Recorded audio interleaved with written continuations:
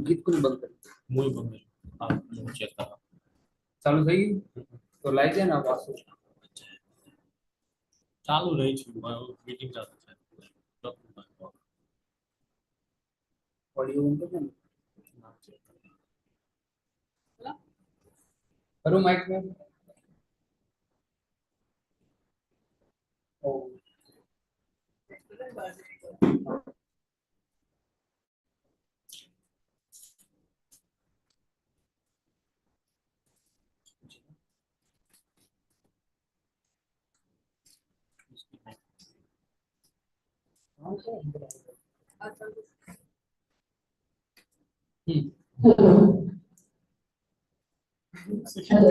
Continue कीजिए madam और बता रहा आवाज क्या बच्चा एना खुला खुला खुला साहब ना ना वाटा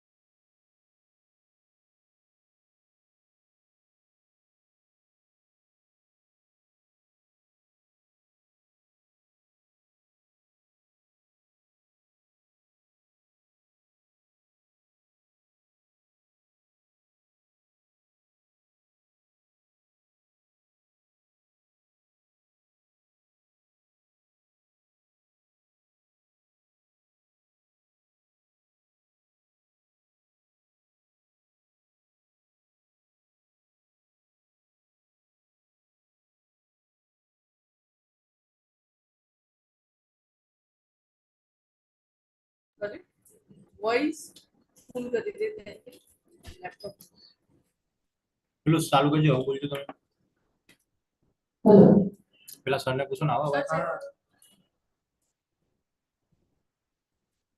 તમાર માંથી ચેક કરો क्या खुलजी ये खुलजी रे पाछा अभी ऑन कर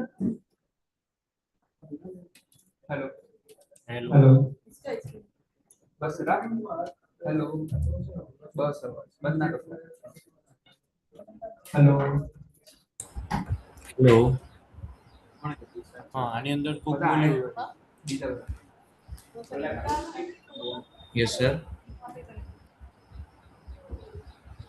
ऑडियो कभी यहीं से ही आ रहा है हेलो यहाँ से ऑडियो यहाँ माइक कनेक्टेड है तो यहीं से जाएगा दोस्त यही है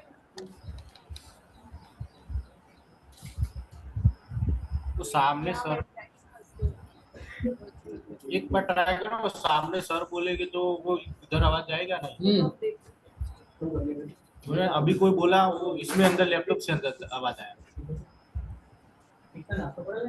ये तो गुजराती ऊपर એટલે પણ યાર બધું મિક્સ છે मैंने वो फिक्स હેલો એને સ્પીચ આવવાનું વિચાર કર્યો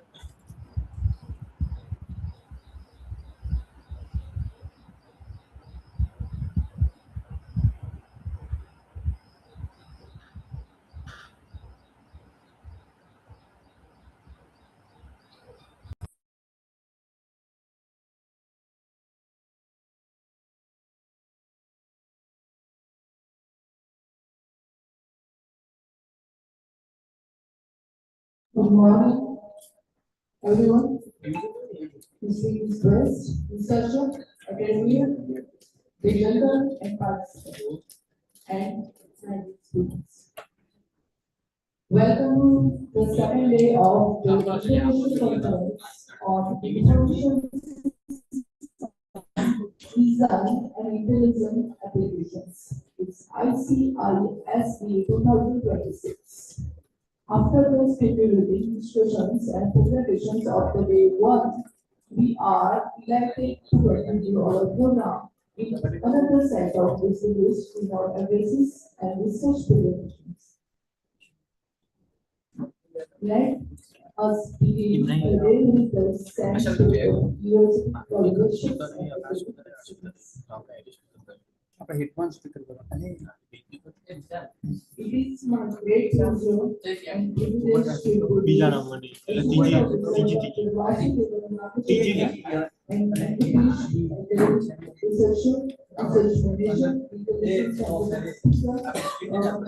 કોને મળ્યા currently serving as the director of the research center and assistant professor at બોલાવ જા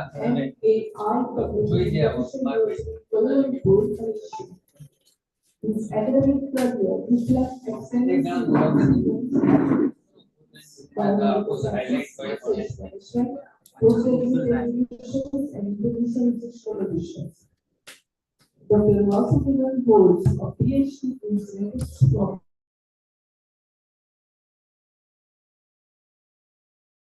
University of Madras and MS Botany from University and PhD in Botany from આ stable your internet connection He has further strengthened his expertise through advanced training in bioinformatics, genomics, data science, and artificial intelligence. His research expertise spans genetics, attribution studies, SNP, gene expression analysis, bioinformatics, biological databases, functional enrichment, database, drug analysis, next generation sequencing, systematic review, meta-analysis, statistical methods. He has led and contributed to numerous funded research projects involving genetics, biomarkers, and age-related disease, and cardiovascular, metabolic disorder, neurological conditions, and other areas of biomedical research. His research record is particularly impressive. The profile report 118 journal publications, 22 papers as the first author and 69 Web of Science Index publications, 20 Scopus Index publications, and 79 Scopus publications, and more than 3,150 citations. His reported Google Scholar Edge basis 26, Open Index 20. He has also supervised postgraduate researcher and has served as a invited speaker on more than 60 occasions. Beyond research and teaching, Dr. Ramachandran has made significant contribution to the academic community through research leadership, scientific committees, general editorial responsibility, and peer review. He has served as a scientific committee head for international conference and as the invited reviewer for the several international journals. He has also held adjunct academic appointment at the Savita Institute of Medical and Technical Science at the Great Institute of Science Technology and Advanced Study in China. His academic contributions have been recognized through distinctions, including the Best Academic Excellence Award 2025, nomination among the top researchers at IIT, University of Malaysia, Leadership of the Genetic Research Group, Research Fellow and Bronze Medal at the UPM Innovation Research Exhibition. With his strong combination of scientific expertise, research leadership, publication experience, and international academic engagement, Dr. Vasudevan Ramachandran represents the spirit of collaborative and impactful research. We are honored to have him with us at this international conference, and we warmly welcome him and look forward to his valuable insight and contributions. Please welcome, sir.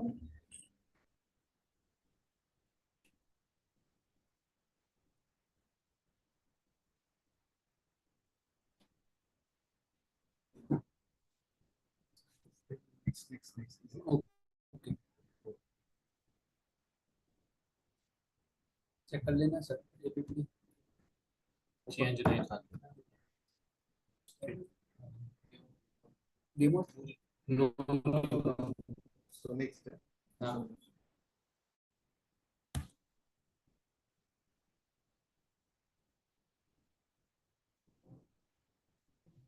Good morning to everyone.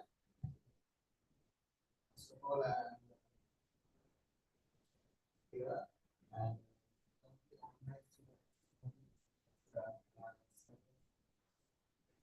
this this is what is the intending.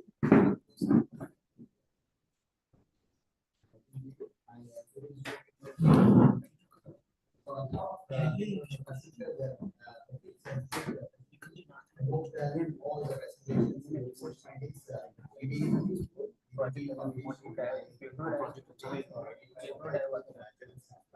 So here I am particular for delivering a seminar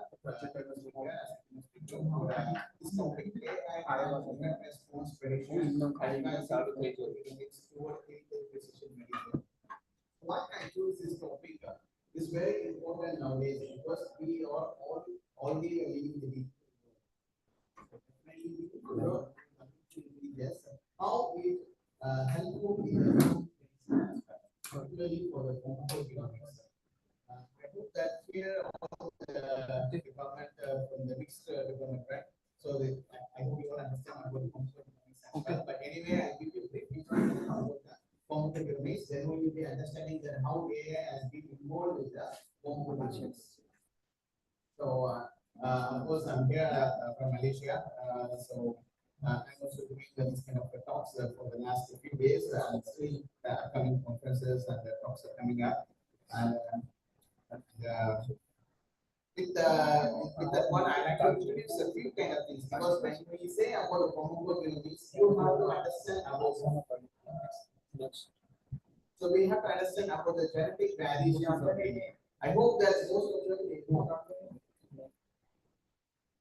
So I think that you need to know that what is genetic variations. I hope that everyone has genetic variations in our human. Okay. So that kind of things is very important for the biological health as well. And also those kind of genetic variations sometimes it will lead to the developing any kind of disease, any diseases. So we call as a genetic susceptibility, and most of the genetic variants can be identified as well.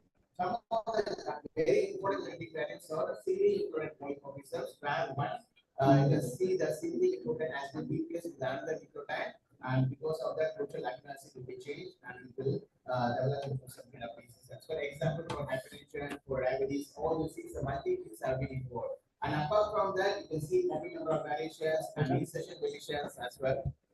You can see that there are so many methods. I hope that many of them have used this kind of methodology to determine the genetic variants. Have you done any kind of experiments from here? I hope that most of the laboratory people who are doing experiments, they will be used. They have already used or using the polymerase chain reaction (PCR), right? Anyone? It's all from computer lab. Okay. Anyway.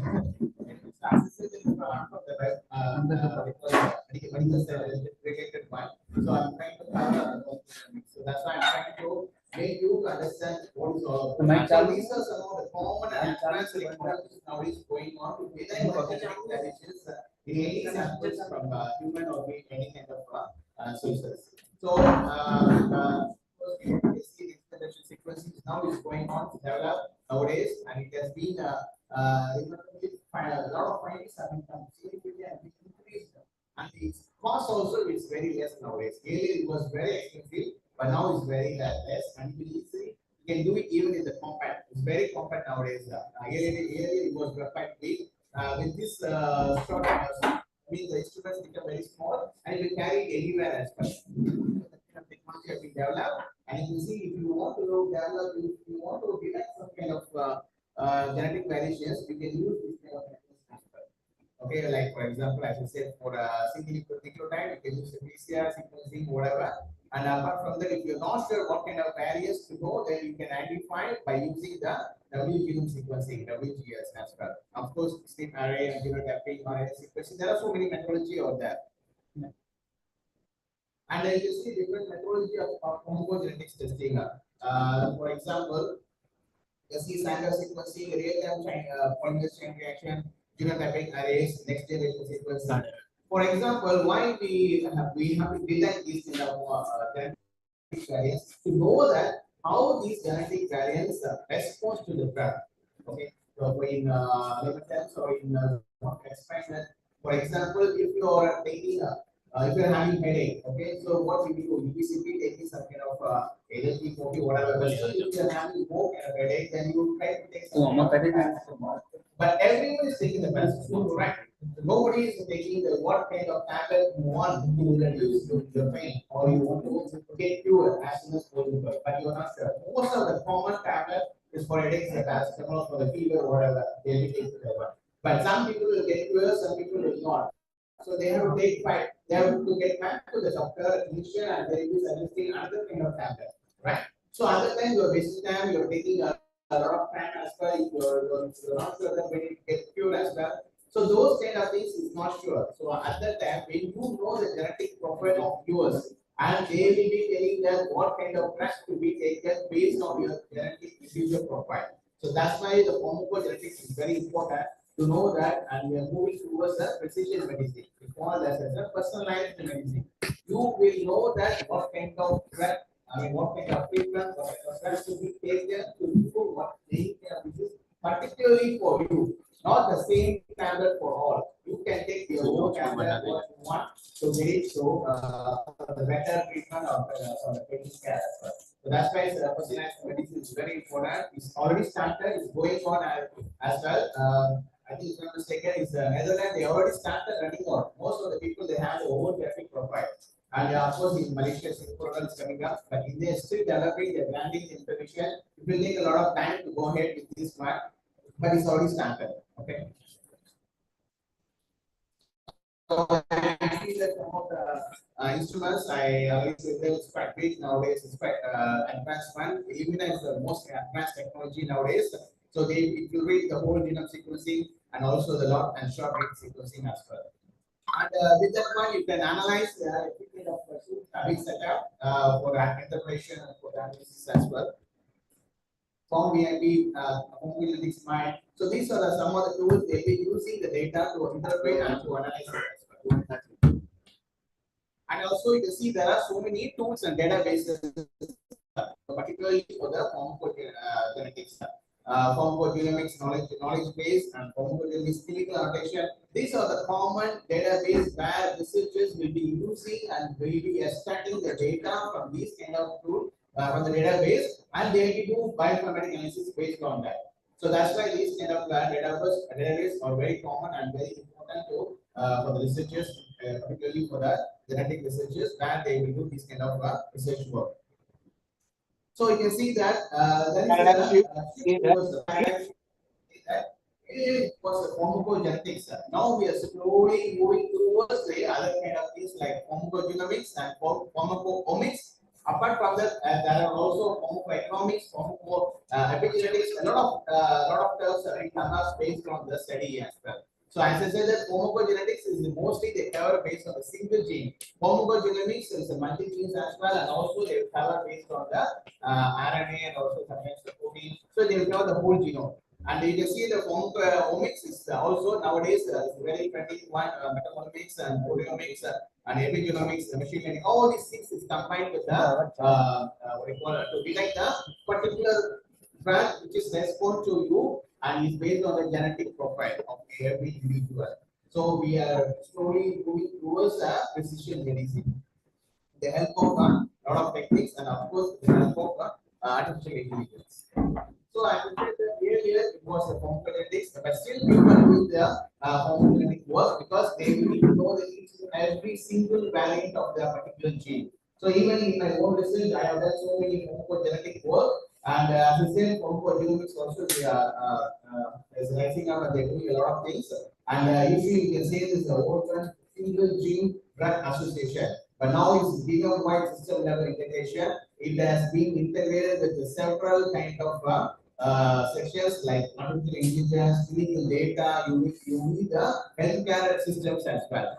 The most important thing for this file is that the researchers need to collect the data. What we are doing is either of course the genetic data, the genetic profile, and apart from that, they have to collect a lot of images as well. Whatever they do, some kind of scanning one, they will do the images and they will do this kind of data gathering, and then only they will do the predictive analysis whether to try to prevent it or try to make it for the better treatment or for the personalized medicine.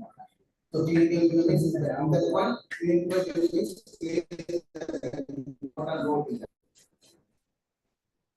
So as I said that pharmacogenomics, you can see that we used to the researchers trying to get the DNA from the individual, and they trying to extract the DNA, and then they see the genetic profile, and you can see that here as you see that only one drug it will fit to everyone, whether they have the effect or not doesn't matter. They just need to be the tablet for all. But nowadays you can see that you can give it to the particular person, how much dose, how many tablets to give, to whom to give, what kind of effect, all these things have been given and to reduce the dose as well. But the effect will be better. So this is how the genetic failure drug therapy. So you can see that based on the various genetic variants, and based on that they will see that what kind of things, how it responds to you, and they will be developing the I mean they will be giving prescribing the particular drugs for the patient or the individuals. So you need to know about the 60 medicine. Of course, you have to see that whether it's a personalized one. I already told you about a personalized one, as we call as a personalized medicine or precision medicine, individual one. You can take your medicine based on the genetic profile, and preventive. Preventive, of course, you can prevent the medicine, preventive whatever it has been taken for the disease prevention, and another one is a predictive one. You can easily predict whether you have the risk of developing any disease. This is where genetic variations comes here. So when you do the genetic profile, you may see the genetic variants will be there. So you can try to see that whether you are at the risk of developing any disease. Because there are other factors also have been involved. For example, the environmental factors, lifestyle factors, what you call your cholesterol level, all these things have been also involved with this kind of things. And then the other is proof, where you can see the evidence of the medical service to the patients, and of course it's connected to the health and medicine, how they are giving the medicines. And participative, another one is the participative one. You can see that how they are more responsible for the healthcare. That's the other one. And the last one is you can see the pathway. But here you can see that most of the times they will try to progressive. They try to analyze all the pathways in the pathology system, and then they will see what kind of things can be done and how it can be developed practicing or otherwise, and how it can be inhibit the particular mechanisms of that. So personalized medicine, I'm going into that one. You can see that the genomics part, and of course, I already told you about the genomic part. It's actually the traditional medicine. Usually, they treat the population, but whereas the personalized medicine, it can be treat the individuals. That's the most difference. So, as I said, you can get any kind of tablets. As I said, that it's for the population. Everyone can get it, but this one is particularly only for the individual person. The targeting the therapies as well, and where the pharmacogenomics has been involved, and data or technology definitely we need for this kind of things to transfer where all the AI has been involved. So for the implementation of the UC for the clinical towards clinical precision medicine, where you can see that it has to be gathering all the data from the beginning as well, and of course with the help of the data governance as well, and also you get the ethical approval. That's a very important thing, and you have to validate all the models, and then you can see that integrate the clinical workflow with the human oversight and monitoring. Definitely, we have to all the experts will be there to check it out that how it moves on, how it has to be. I mean, they will be reviewing every time, whatever the network is having as well, and they will conduct the hospital studies or international studies as well. Next one. So you can see the clinical flow here, how the genomic medicine is transitioning from the research focused discipline to the routine component of the patient care. So here, as you see here, all the data, I mean, from the demographic characteristics or clinical characteristics from the patient, whoever they visited to the clinic or to the hospital, they will collect the data, and from that they will pass on to all these kind of things, the computer discipline consistently, or they can see that they will be doing the formal education. Of course, you need to educate the people, otherwise it's quite difficult. Even the well-trained staff should be there in the hospital to understand the genetic profile and also how to interpret the data. Otherwise, it's quite difficult. So based on that, they will using all these kind of things, and then they'll transfer into the data, and that one will be described as with the particular AI algorithm. And based on that, they try to predict it, or they try to prevent it, or they will try to go ahead with the precision medicine as well.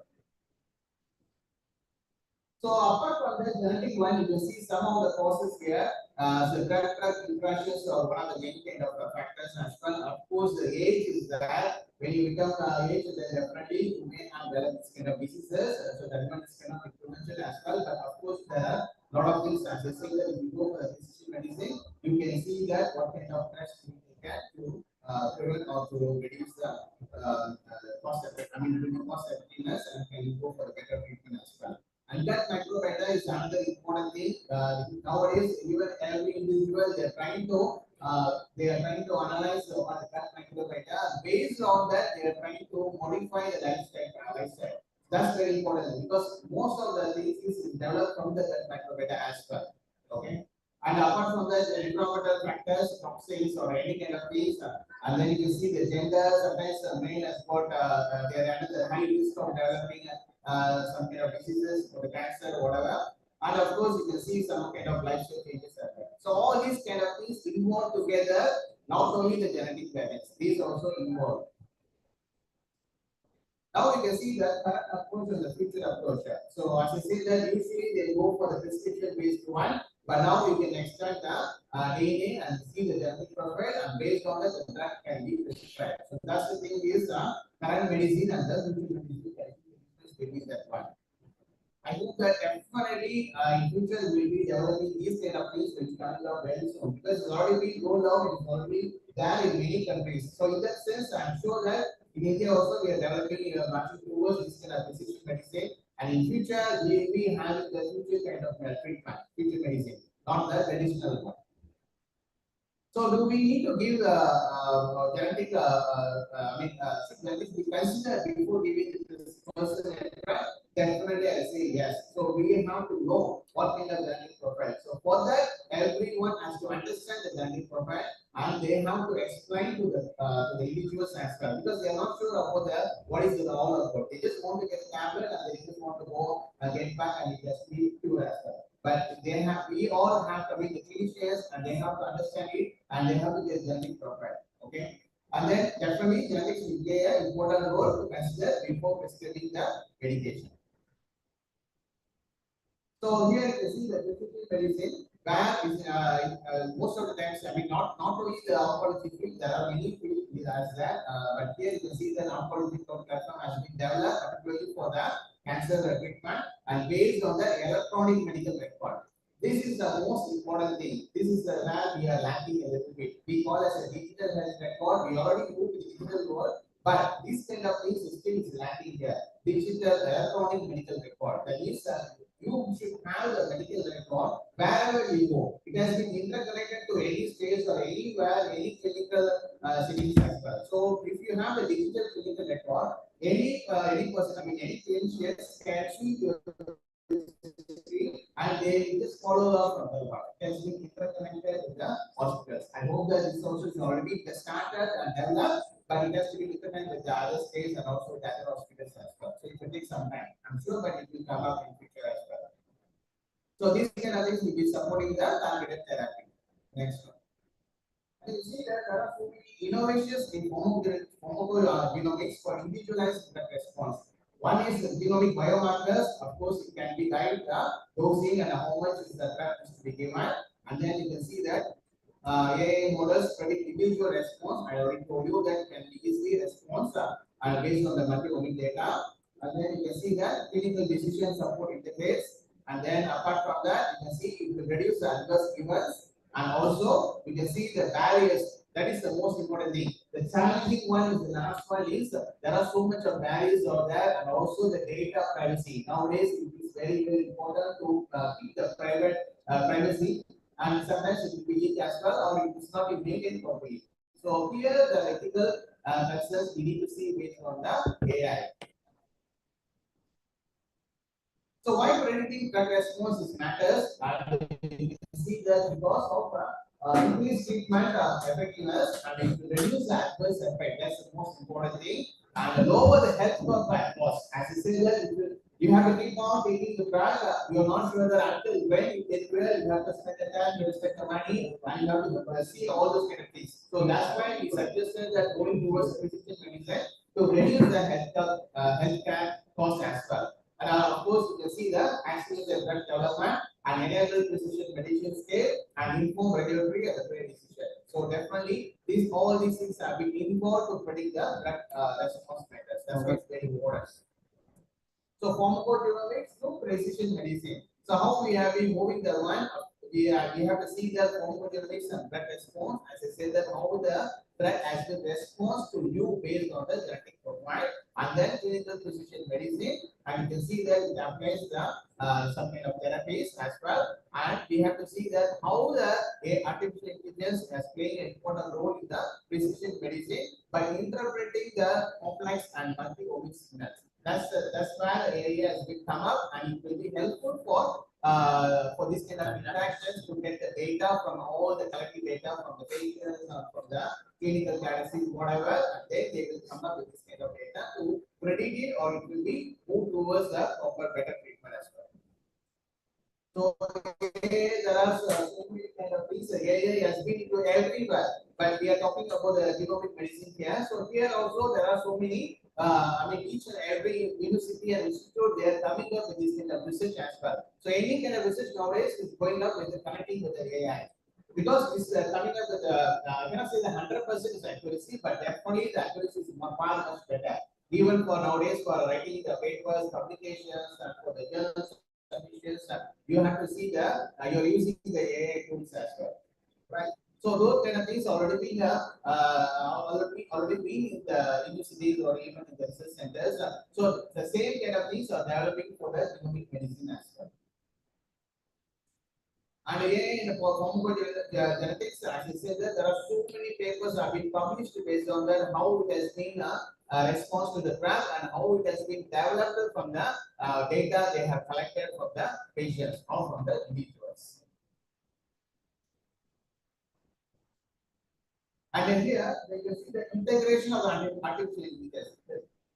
Here, this picture explains everything here. So as you see here, the first thing is they're collecting the data. That means all the specimens, all the DNA extractions from any sources. It can be any kind of things, or they are taking the images as well, and also the environmental factors involved, and also the lifestyle factors. Everything the data they are collecting, and then they're transforming the data into the one, or they do the sequencing as well.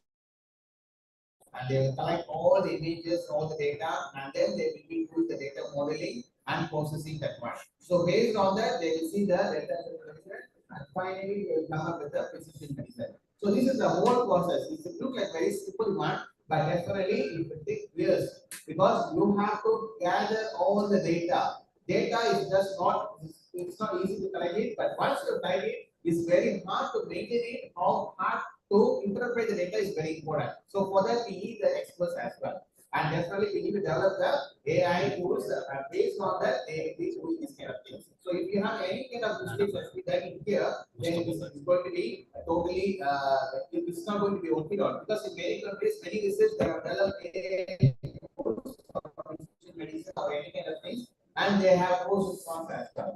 So it will make the people to make perspective as well. Okay. So next. So here you see the AI one, you see the machine learning as well as the deep learning also. Sometimes they make it confused that what is the machine learning. It's very simple that where the human interpretations will be there for machine learning. For example, you see the predictive test and predictive analytics as well. But when you use the deep learning, it's like for example, you can see the self-driving cars, all those things are considered as a deep learning methodology they have used. So same kind of methodology can be used for the genomic medicine or it can be used for the pharmacogenetics as well, and they are especially for towards the precision medicine. And also you see that how the patient's data has been collected by the physician, and from there you can see it has been transferred to data platform, and there you can see that all the health record, and you can see the demographic characteristics, for example, whether you are what kind of gender, where you are from, what is your age, all the details, social factors will be collected as well, and then images will be collected from any kind of instruments like CT scan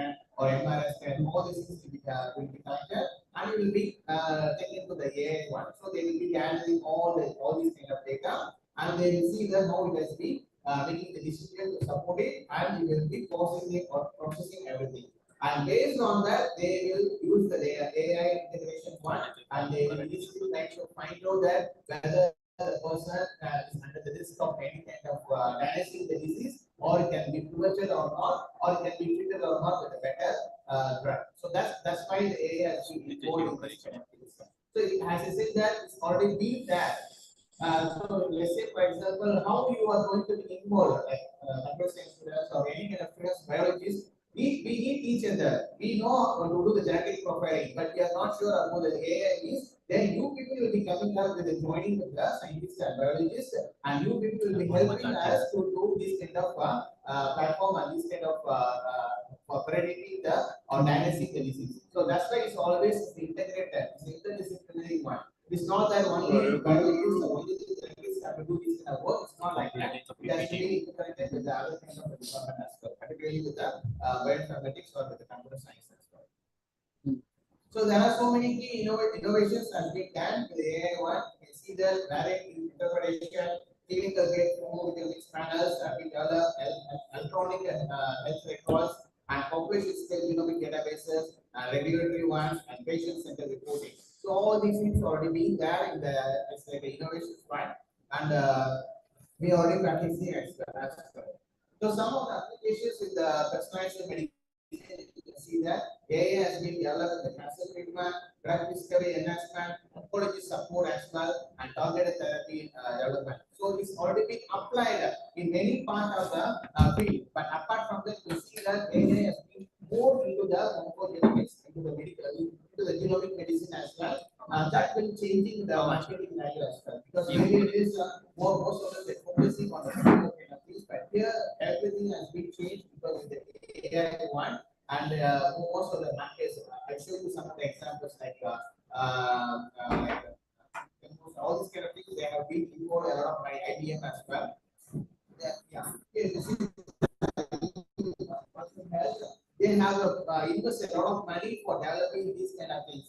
Particularly for the precision medicine, they already been into the one. They already have this kind of evidence, and they are trying to do the real world benefits of AI. Because for the precision medicine, particularly the Watson health one. Okay, but most of them they are getting the variable cashiers, all these kind of things for checking that whether you're having the BP or diabetes, whatever. But here, this one is usually they are developing the research lab and they are trying to come up with the precision medicine. And also, I should say that apart from the IBM, also the other company, Temple. This is also a huge company. They are also investing a lot of money for this, particularly for the precision medicine research. So enhancing patient outcomes with AI personalized medicine. One is integration with AI improves the outcomes. Of course, as I said, AI boosts diagnostic accuracy because earlier diagnostic method in the research lab will take a lot of time. We have to find the sensitivity and specificity, but AI definitely will boost accuracy as well. And then faster treatment, that's the most important thing. Faster treatment as well, and reduce the cost effectiveness. Personalized therapy options, lower the cost, as I said, and then fewer adverse events. I mean, the effects will be definitely less and improve patient satisfaction. That is a very important thing. So patient will be very happy, and then because of all these kind of for the personalized medicine. So AI will be for the 85% AI precision, but sometimes now they're trying to move towards the 100% as well. But of course, the response will be there for each and everything, and that's fine. It has to go to the real world, how it has been very helpful. All the AI tools in the genomic medicine. So usually they suggest at the 85%, and sometimes you can see that gain in interval is 30%, and survival rate is increased by 50% as well. And of course, the diagnostic one is quite speed. It's also involved, and then it's mostly 100% error. All these things are really possible only with the help of AI. So I see that personalized plan, as I said, and data analysis, improve outcomes, and effective therapies.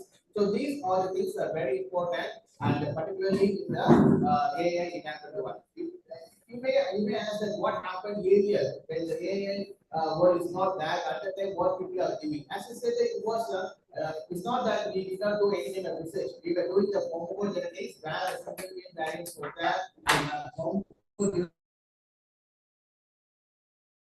what we are towards the precision medicine. That's why AI is very important nowadays. Correct. So AI I already said that it's definitely reduce the cost as well and improves the patient care quality. That's the important thing. Of course, unnecessary medical tests. You need not to go and do all kind of tests because we are not sure that what kind of diagnosis you have, what kind of disease you have. So they need to do a lot of diagnosis. So for that you have to go and give the blood test, you have to take other tests. A lot of tests needs to be taken.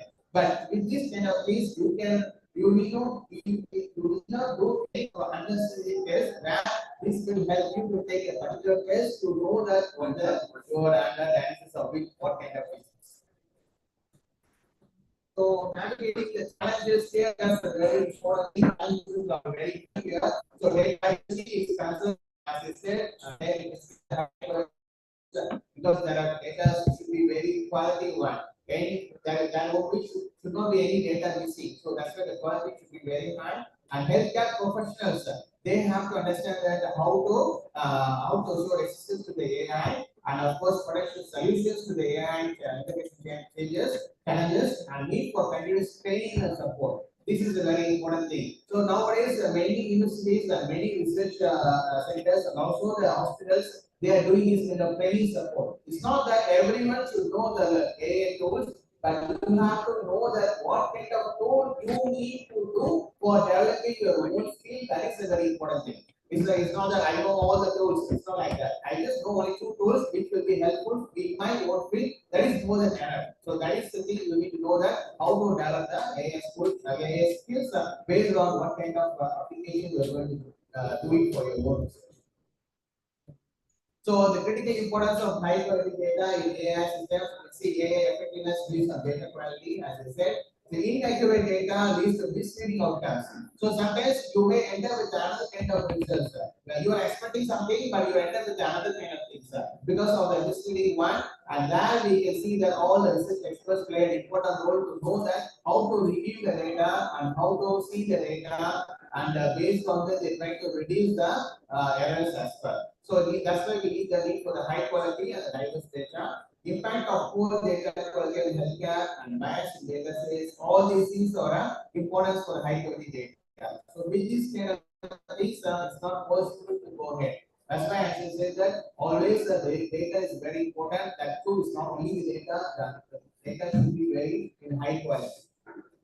And I'm sure this is going to be very difficult one. It's going to be a very challenging one for the researchers as well, and also for the students as well.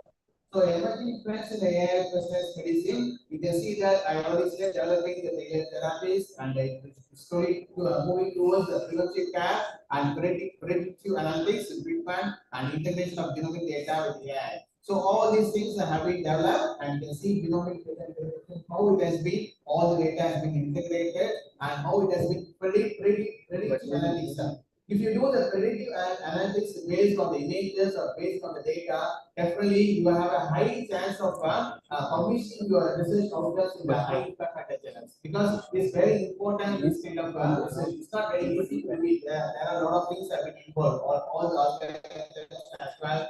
And data says, training data says, everything is here. And definitely, computer science students, they know that how to do this kind of training data sets to develop the algorithm to interpret the data, the analytics as well. So for that is very important.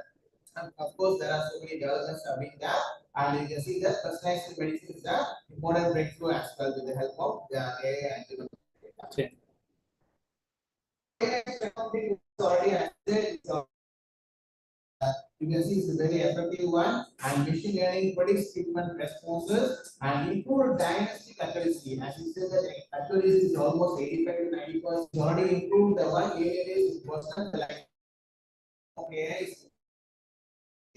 And individualized treatment plans are being developed, and integration of electronic health record is an important thing, and clinical study will be from the AI side. So these are the already AI transformed into in the precision medicine. So some kind of innovative applications where you can see that the leading companies like Google, Canva, all these kind of things is already being developed here. AI tools, they are already using the AI tools for each and every field, and they are applying to the one which is making it easier for us. Nowadays, whether they know the AI tool or not, but they are already into the AI tool. They are using the AI tool as well. Like for example, if you are using the Google AI, only the Yahoo and Google One, but nowadays everything is come up. With the Google the techniques that, and then mobile and that, a lot of things have been come up with the AI tools as well. So the same applicable in the medicine and genomic field. So understanding the data privacy is very important. As I said, that maintaining the data privacy is very critical one. So you have to follow the ethical guidelines. When you are not following the ethical guidelines, then it's going to be a very difficult one. Because ethics is very important for any research, not only for the genomic medicine. Whatever research you do or dealing with a human or animal, you have to get ethical approval prior undertaking your research. That is the important thing. It's not that I have completed my research and while submitting my thesis, I don't have the ethical approval. Can I go and get the ethical approval from the ethics committee? It's not like that. So when you are planning the research, you have to get the ethics. You have to get the ethical approval. Then only you can have to move forward. So the same thing goes for the AA as well. So you have to get the ethics, ethical approval and follow the guidelines and by given by the governance as well. But now I think in India it's not yet been completely developed for the AI governance one. But of course they already have it in the FDA one is there, next is there, who is there, so they are following these kind of guidelines as well. So there are these are the challenges. As I said, biasness is there, and then AI algorithms must be addressed. Concern for the data usage. This is I think is very important that any researchers they are not getting any concern from the patients. They just simply getting the data from them. It's not like that. You have to go to the individuals and you have to get the consent. Are you willing to involve in this research? And they have to tell that yes, I am. They have to understand that what kind of research you are doing and what is the benefit for involving to them. Because many of them they simply give the data and just run away. It's not like that. You have to explain to them. Explain the consent form and participant information is very important to understand that why they are involving to research and what kind of benefit they will be getting and how this kind of benefits will be helpful for the research community and how it's developed to create a new policy. All these kind of things you have to explain when you get the consent from the individual to get the data from them. Okay, so that's why transparency is really important in the AI one. So empowering healthcare professionals through AI education. So we all have to understand that what is AI. It's not that everyone is using AI, but in the background you need to understand that how it has been involved.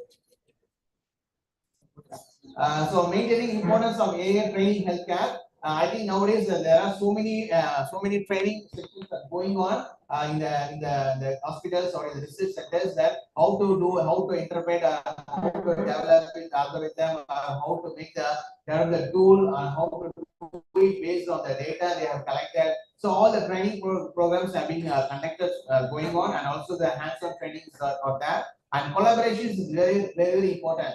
Because why I'm saying is, we know that some of the universities are lagged in the research grant. We don't have much fund to it. So in that way, you have to collaborate with the industrial partners or with the other kind of universities where they have all the facilities to develop this kind of research or to come up with the precision medicine. So continuous education is important, and you need to update it as well.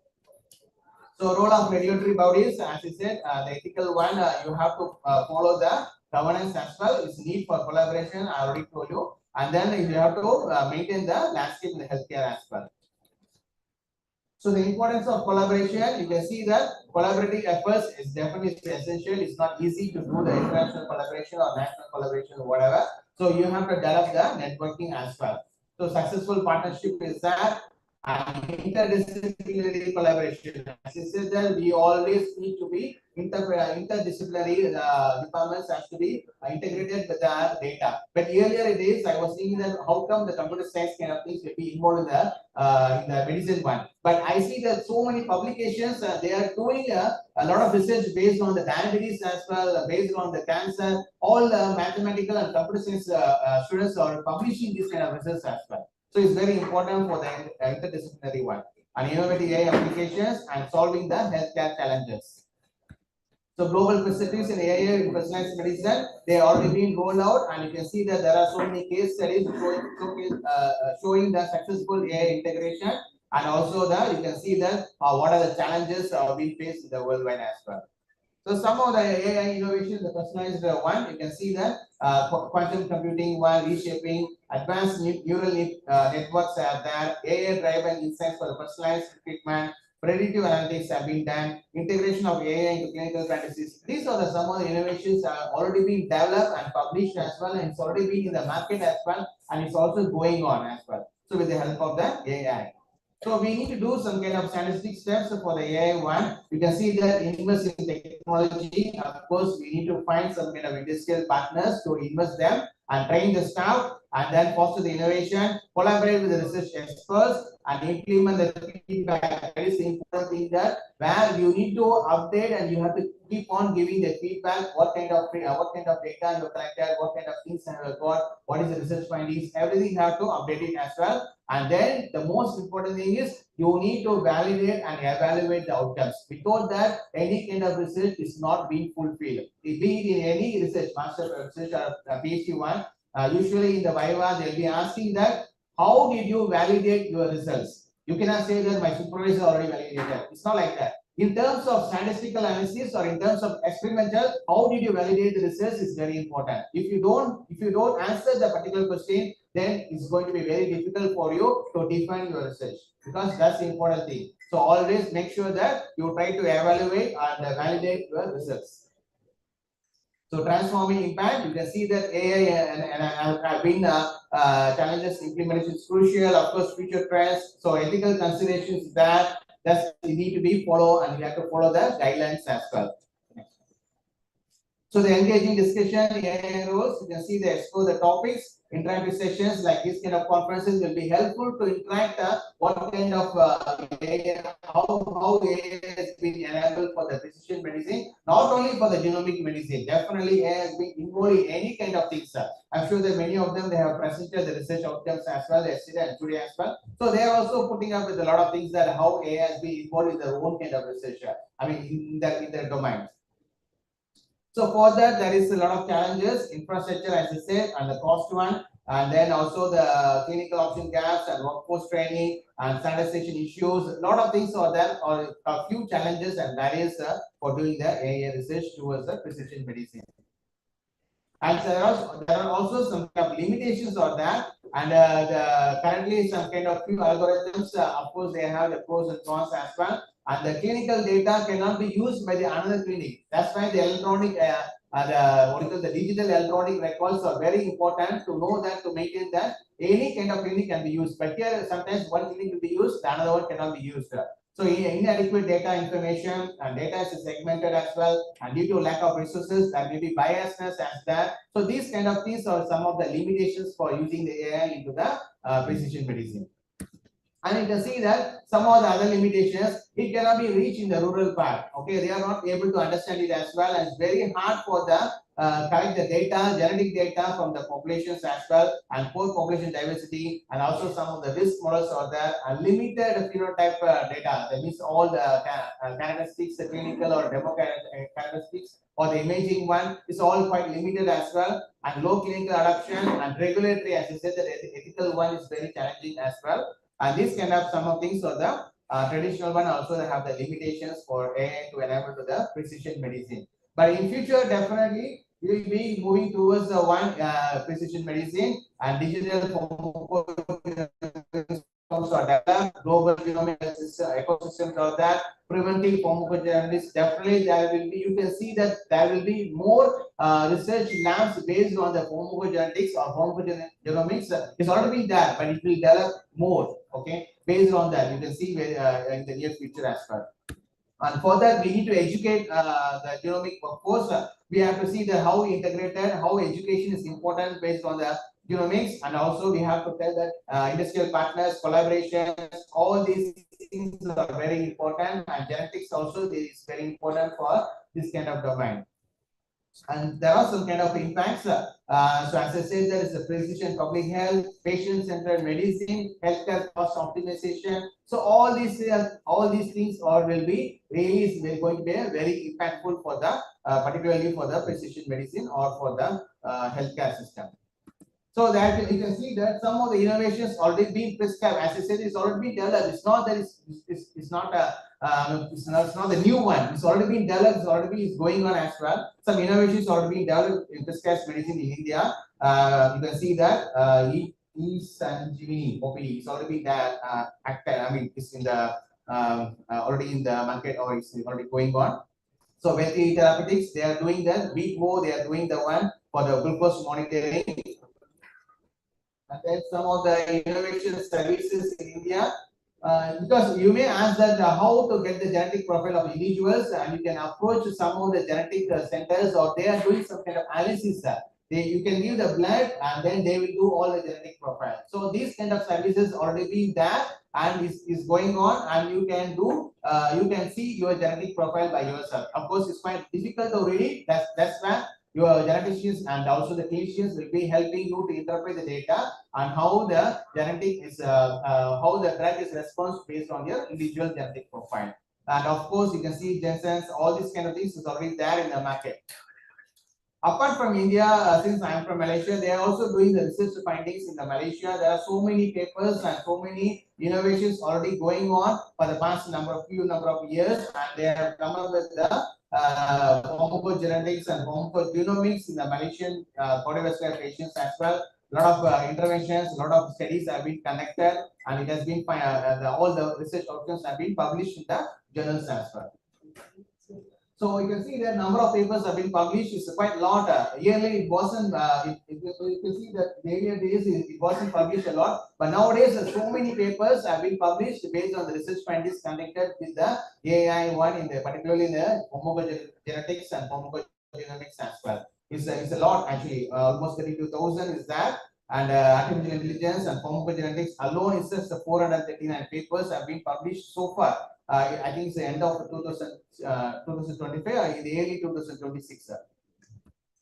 So the future outlook for cardiovascular, you can see that of course the pharmacogenetics as well, including of tissues and organs, AI-powered diagnostics, AI-powered virtual assistance, genetic testing, and precision medicine. So all these things are already being rolled out and is coming up and slowly innovated, already being into the market, they're developing this kind of researches as well. Okay, so this is very good actually.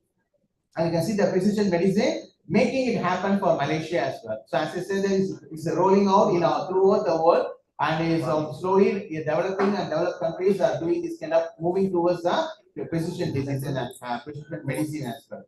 So there are so many Malaysian journals where you can publish this kind of data in the Malaysian journal. You can see Malaysian journal of biochemistry, biology, medical law Malaysia. So all these journals are accepting this kind of data, and you can publish it in the as well. So the next one is the genetic testing services in Malaysia. As I said, in India also is rolled out, and in Malaysia also there are so many companies are doing these kind of things.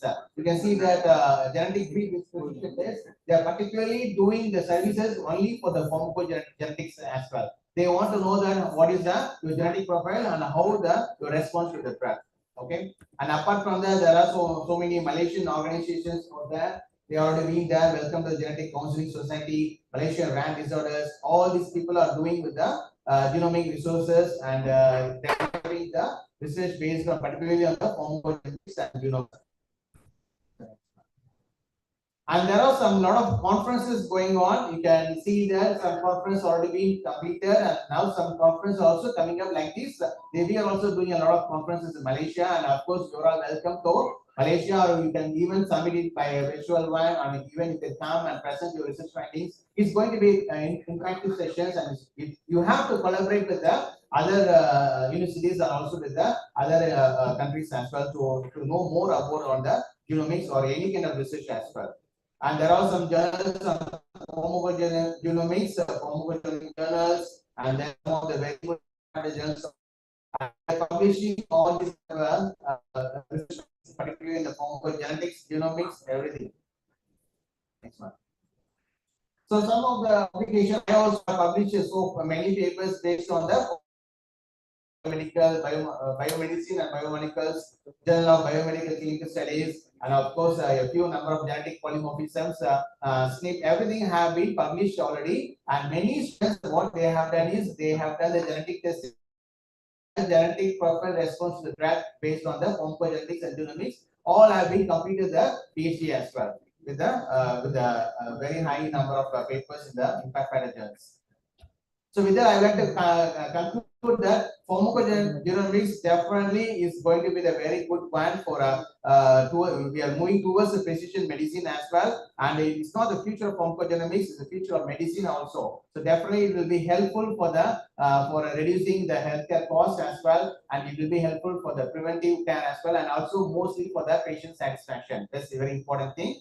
And you can see that you may think in your mind that if is it that AI is going to replace all the clinicians or any kind of work. It's not like that. I can say that AI will be helpful for them, but you have to understand that if you are not learning the AI skills and the person who doesn't know the AI skills, there is a difference between them.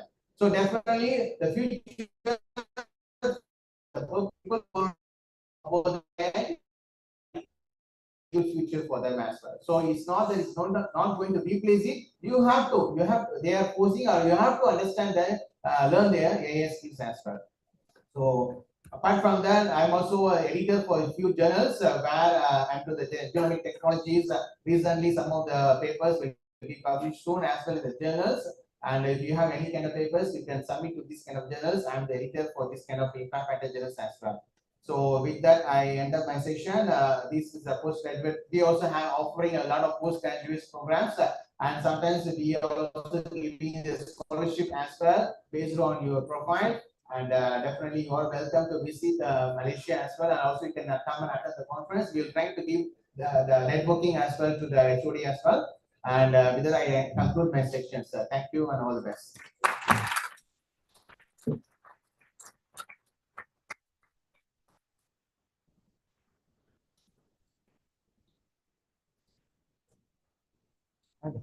So if you have any questions, you can ask.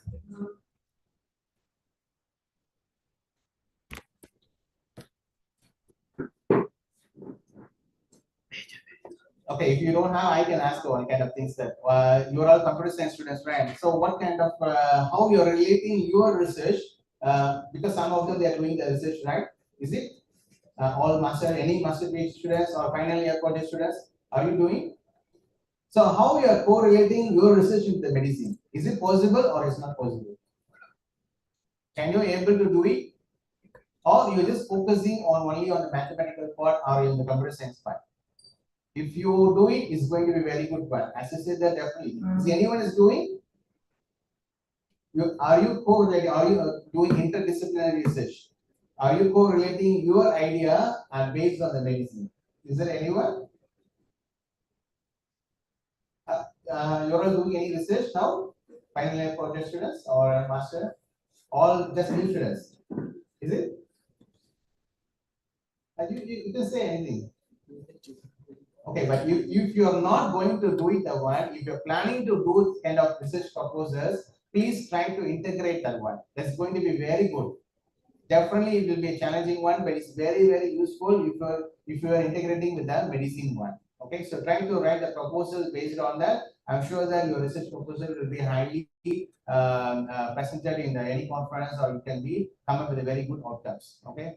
So with that, I conclude my talk. Thank you very much for giving the opportunity. Thank you.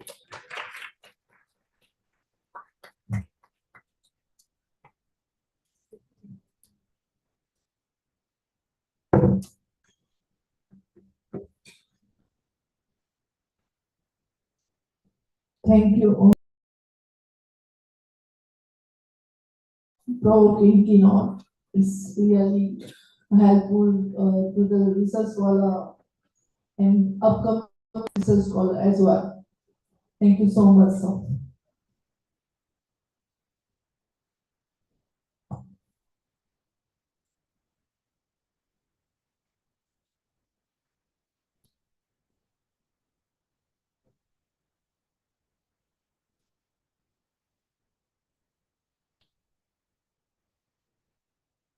We now proceed to the next keynote of the morning by Professor Dr. Nora Karamalla Mohammed Seri from University of Bahrain, Sudan. It is my great pleasure and honor to introduce our distinguished speaker, Professor Dr. Nora Karamalla Mohammed Seri, an accomplished professor of microbiology, molecular biology, biotechnology, and bioinformatics with more than 24 years of academic research and professional experience. Throughout her distinguished career, she has held several academic administrative positions at leading universities in Sudan and Malaysia, including professor, senior lecturer, research coordinator, internal quality auditor, dean and head of academic department. She has also supervised undergraduate and postgraduate research and contributed significantly to the curriculum development, institutional quality enhancement, and research excellence. Her major research interests including medical microbiology, molecular diagnostic, microbial biotechnology, environmental microbiology, bioinformatics, vaccine development, antimicrobial resistance, industrial biotechnology, and One Health epidemiology. And she has contributed to numerous peer-reviewed scientific publications, book chapters, conferences, papers, and international research collaborations. Adding to her academic expertise, Professor Dr. Nora has practical professional experience, though successfully owning and managing veterinary clinic equipped with the diagnostic laboratory pharmacy. She is passionate about mentoring future scientists, promoting interdisciplinary research, integrating modern technologies into higher education, and advancing sustainable solutions to science and innovation. Her contributions have been recognized through international award, research grants, and professional membership. Professor Dr. Noora continues to make valuable contribution to the global scientific community through teaching, research, international conference, presentation, peer review, academic consultancy, and international collaboration in microbiology, molecular biology, biotechnology, and One Health epidemiology. Ladies and gentlemen, please join me in warmly welcome our distinguished speaker, Professor Dr. Nora Kamila Mohammed Sheikh. We are honored to have her with us today and look forward to benefiting from her valuable knowledge, experience, and scientific insights. Please, ma'am, forward to you. Please unmute yourself.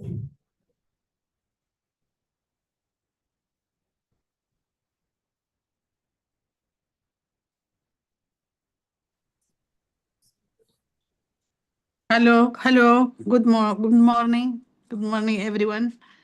Can you see my screen? Yeah.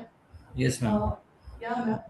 Okay, thank you. Thank you. And you are audible. Now you can start your presentation, ma'am. Please.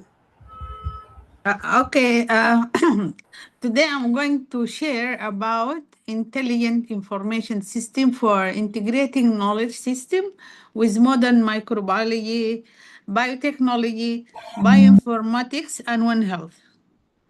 Me, Professor Dr. Noora Karamallah Muhammad Saleh, University of Bahri, Sudan, Faculty of Veterinary Medicine. I specialize in One Health epidemiology. My keynote abstract today converge of intelligent information system with artificial intelligence, bioinformatics, biotechnology, and traditional knowledge.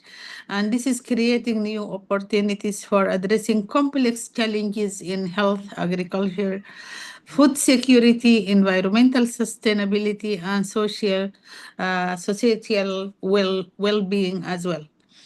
Also, as I explained before, for medicine, for drugs, for whatever can help the society. The knowledge system developed through centuries of empirical observation and knowledge transmission represent a valuable sources of information that can complement contemporary scientific approaches when systematically documented, validated, and integrated with modern information technology. This keynote will explore the potential of intelligent information system to capture, organize, analyze, and transform.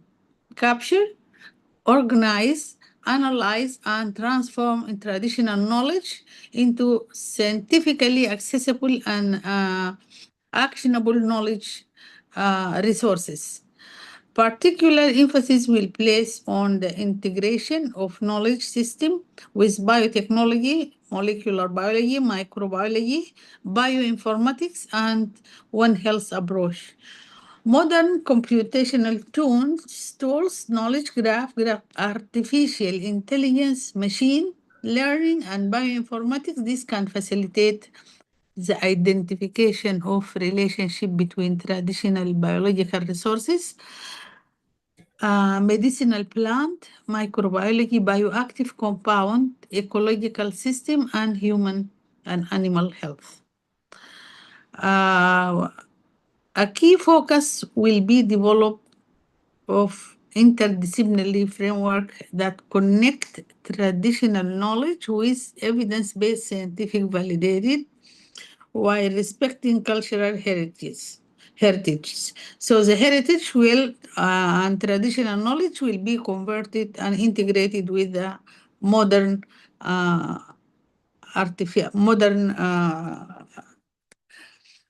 knowledge. Intellectual property, ethically consideration, and knowledge ownership, such system can support the discovery of novel bioactive molecules, sustainable biotechnological application, microbial resources, natural product, and environmental responsible solution. The keynote also will further highlight the importance of developing intelligent, interoperable, and ethically governed knowledge system that bridge traditional wisdom with contemporary science. Definitely, it should be ethically governed. This is very important point.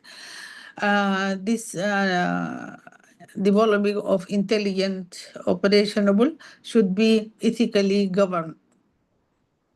By bringing together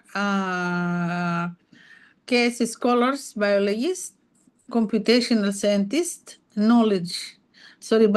biotechnology researchers all together, and information system specialists, we can create knowledge.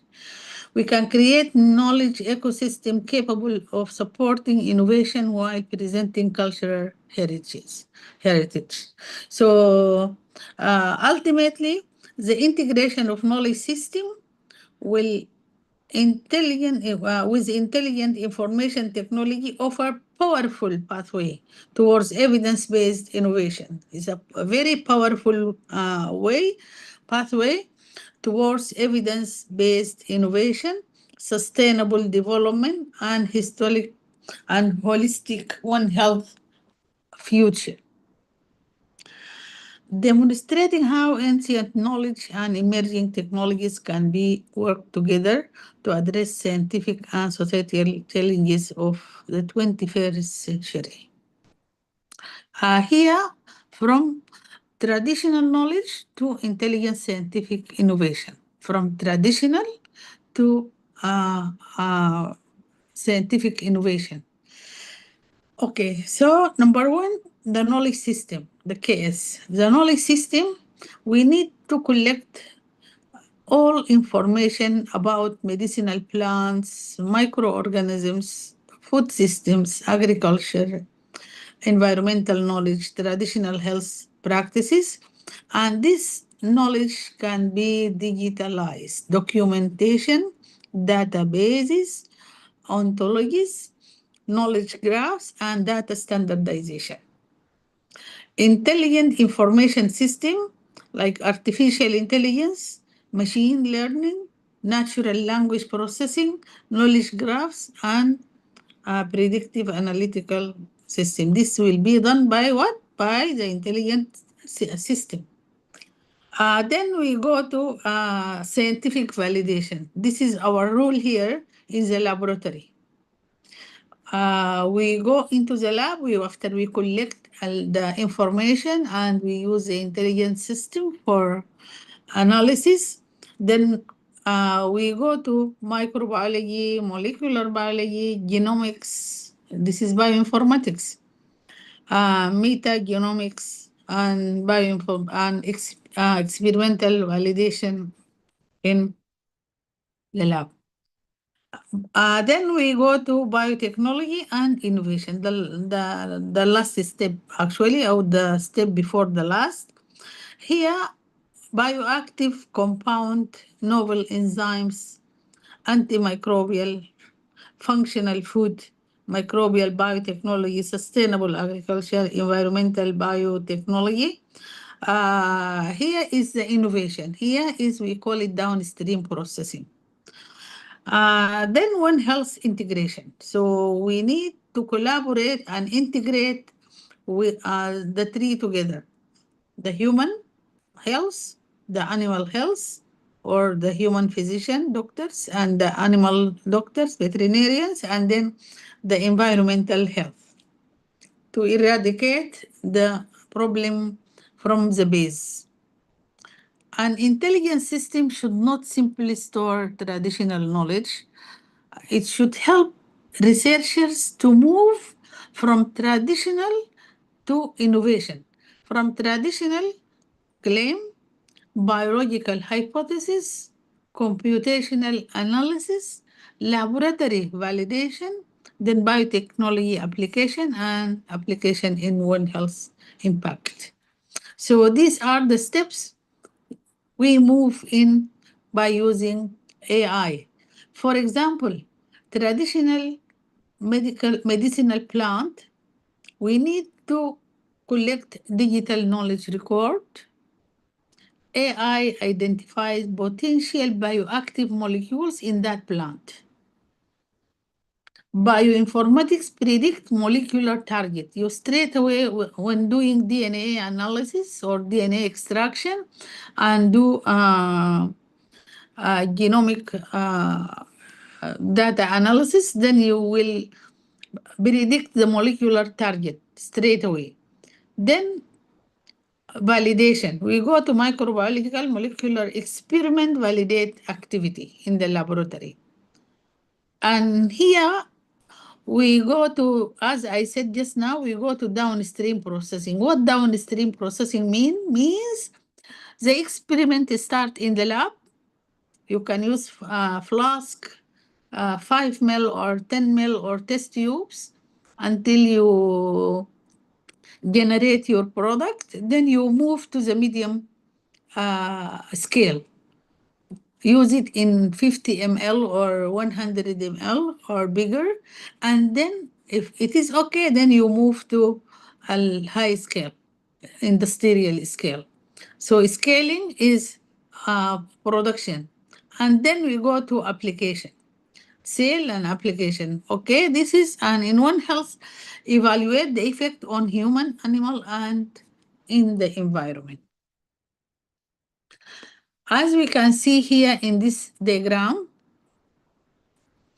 the integration between farmers, environment, and public health together, so we can control the world using AI, using bioinformatics, using new machine and new tools. Farmers, veterinarians, veterinary and food safety lab, government department and agencies, and consumers. So all this under agriculture. So agriculture is fisheries, aquaculture, food safety, veterinary. This all included in agriculture. Integrated with environment. Environment means ecology and land and water waste management. So developers, civil society environment, government department and agencies, environmental services, water microbiology labs, ecologists, and then engineers. So all these working on environment. And then collaborate with agriculture to help in health care, like public health, in the lab, hospitals, community primary care. This can include lab personnel, including bioinformatics and computing, academic researchers, general practitioners, microbiologists, infectious disease physicians, and this will complete the cycle in front and back. Must integrate together to overcome them. So number 7, sustainable and evidence-based innovation. This is new scientific discoveries, presentation of traditional knowledge, sustainable development, ethical and responsible innovation. So co-creation with indigenous key knowledge, integration with epidemiologists into AI algorithm. Ethical and cultural consideration in AI. This is sensitive, very sensitive in application. Endogenous data governance. This is multidisciplinary approach. So we need to move from traditional to innovation through steps. These steps should be ethically governed and to be careful of the health care and community. My central message here, the objective is not to replace traditional knowledge with modern science, but to create intelligent system that preserve, organize, scientifically validate, and transform valuable traditional knowledge into evidence-based innovation. And thank you so much.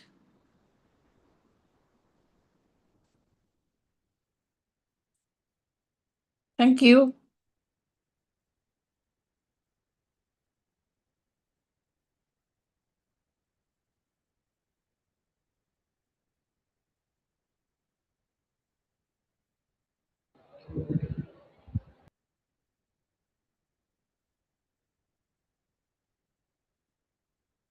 Hello, are you hearing me?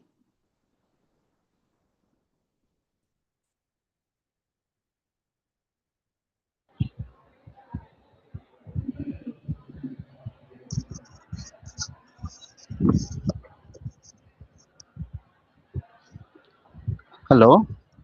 Yes. Good afternoon, ma'am. My name is Ravi Shankar. My presentation is scheduled somewhere in the later part after Sarala M. So, if Madam Sarala is presenting, I'll wait.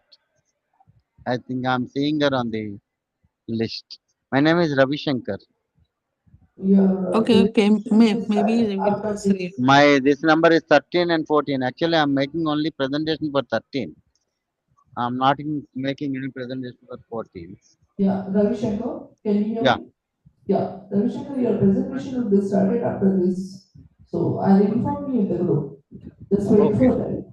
Wait for just 10 minutes, okay? Okay. Then you'll send me a I'll message, madam. inform you in the group, okay? Just wait for this and just mute yourself first. Okay. Your voice is not clear, madam. Will you inform me later? Yeah, I'll inform you later. Just wait for 10 minutes. Here Right. conference is going on Thank already. you. Right. Mute yourself first. It is now privilege and honor to felicitate our estimated guest, Dr. Vasudevan. As token of our guest and gratitude of progressing,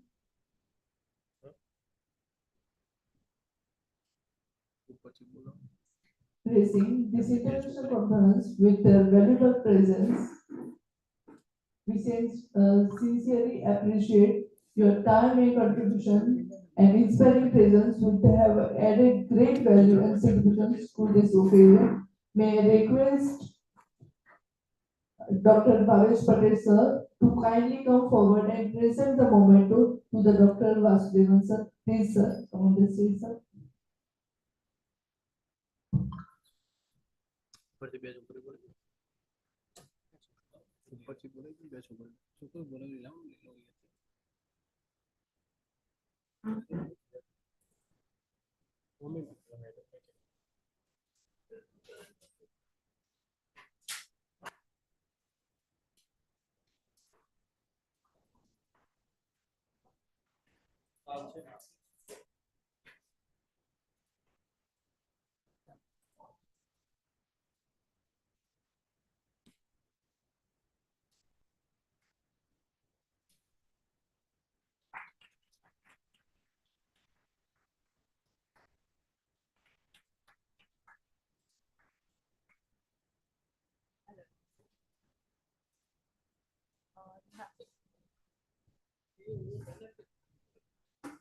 Now we come to a very special moment of appreciation and exchange.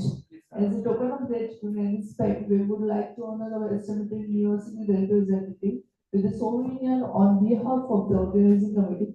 At the same time, we are delighted to announce that our keynote speaker would also like to present souvenir to university as a gesture of appreciation and academic contribution. May I kindly request, invite Dr. Bhavesh Patel sir and our respected keynote speaker, Dr.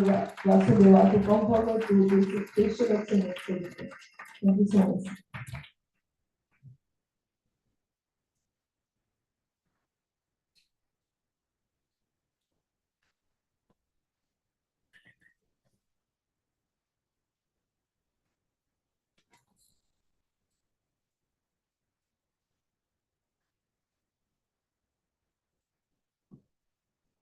We now begin the second day morning oral presentation session. Today's presentation covered a wide range of topics, including data analytics, carbon quantum dots, recommendation systems, educational analytics, AI-powered productivity, traditional water wisdom, academic writing, deep learning, smart agriculture, cybersecurity, antimicrobial resistance, and biotechnology. I request all presentation to maintain the schedule, order, and time.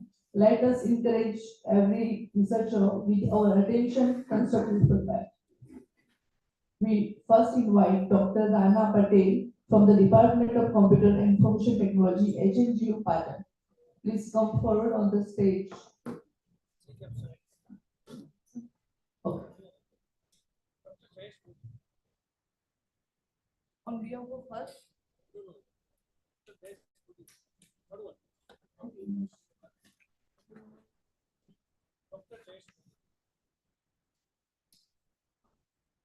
Woman, she's coming. Okay.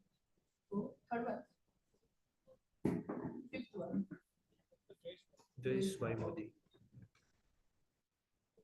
We invite Dr. Jayesh Kumar Modi,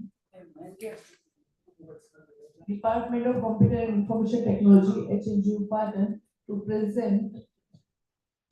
The title is a design of an AI-powered productivity intelligence system for personalized work optimization. Please, Jayesh, Dr. Jayesh, give your.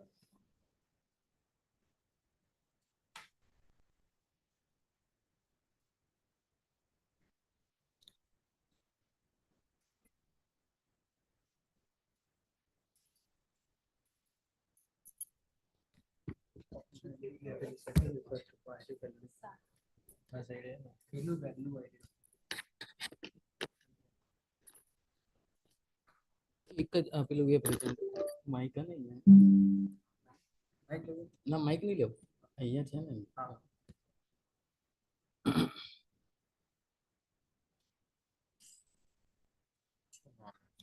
આપણે AI powered હશે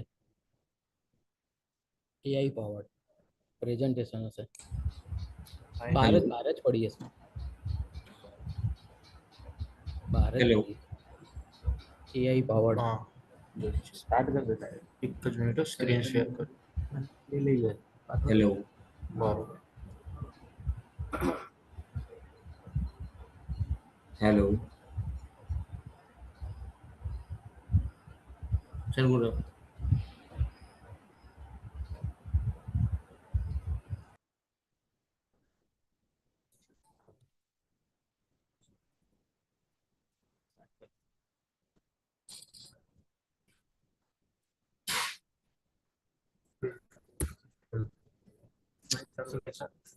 Mike જોઈશે extra Mike start દબાવો હા એ દબાવો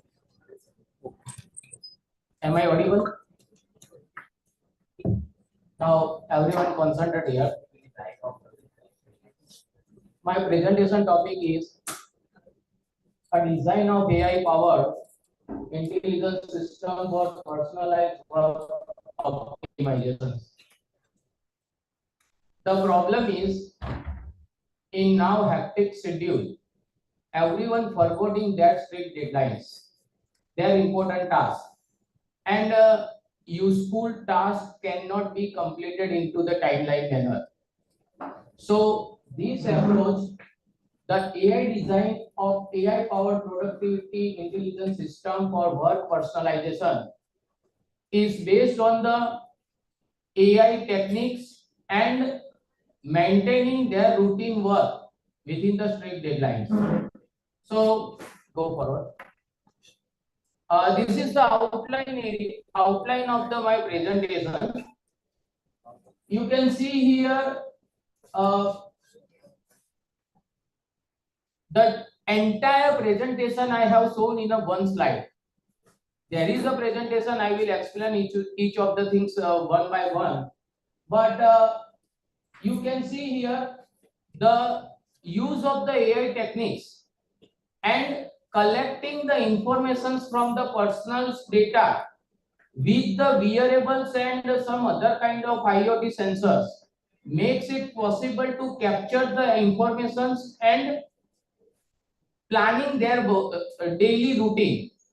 Sometimes what happens, whenever we are going to give some important task and at the end of the day some important task is missing. Even if we are going to the market to purchase 2 or 3 things and when we come later back home, we come to across only 3 or 4 tasks completed. So here I am planning to prepare one device that can be wearable to a person based on their profile creation, based on the data collections.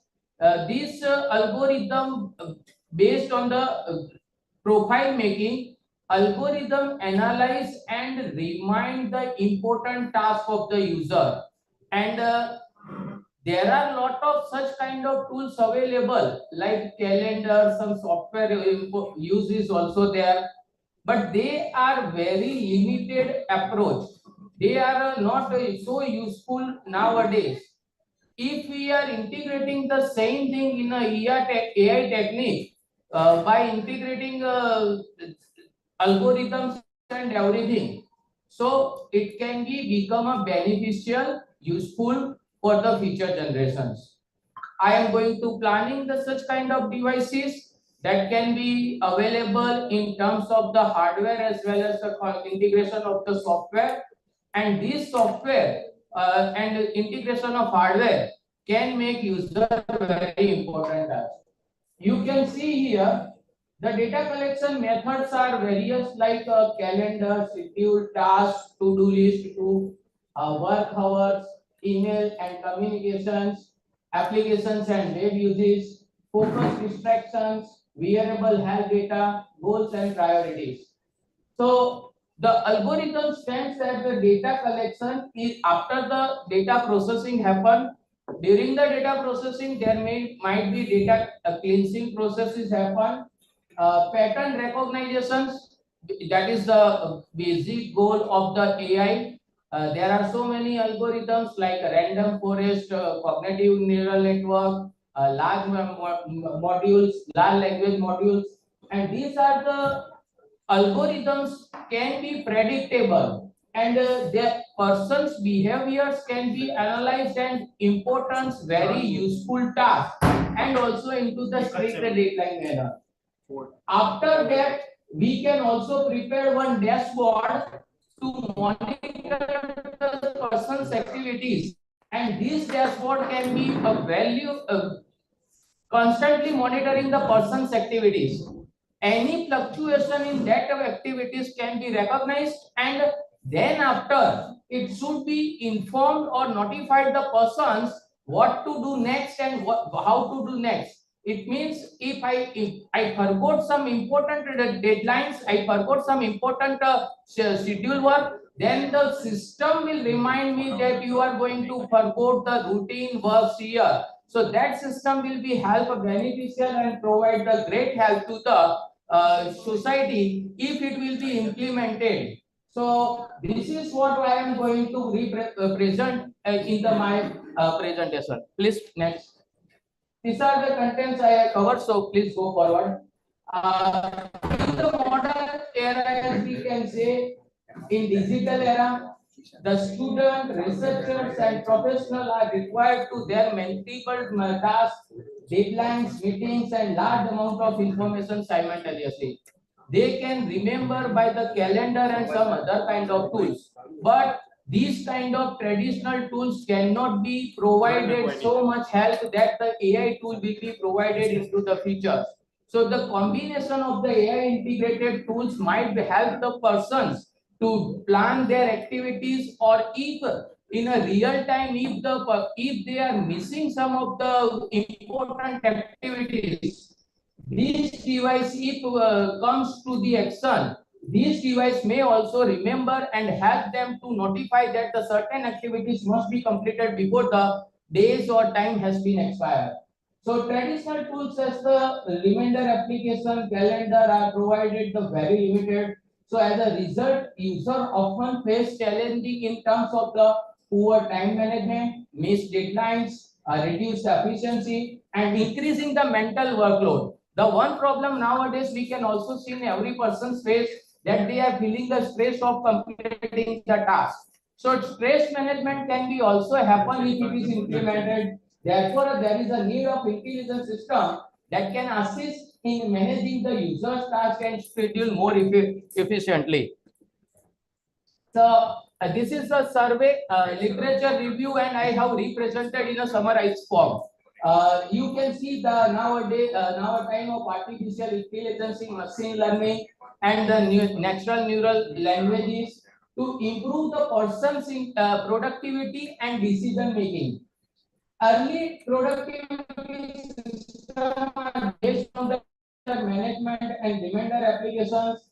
If we are integrated with the AI-driven intelligence assistant, that can also be managed and also analyze the user behavior. So when the mood is swing, when the mood is not swing, what kind of user will be filled if we have to provide some mental help to the person or not. Based on this, we can also give some kind of help. Researchers have already explored the context of aware computing, like the some of the personal information like age, gender, where are they located. These are the informations used for the inputting the data collection process, and after analyzing the data with the help of AI and other technology, the pattern can be recognized and the system can be improved or made so they can be very beneficial for the future generations. So the integration of data analytic and productivity dashboard, we also offer the dashboard like if we purchase a wearable watch, with that we are providing the mobile application. With the help of this dashboard, they can also monitor and track what kind of how much percentage of activity will be finished and what are the pending tasks, what are the remaining tasks. So they all can monitor themselves, and they can also the system can also notify based on their pattern. So they can enable the user to track their work patterns and evaluate the performance over and over time. Please next.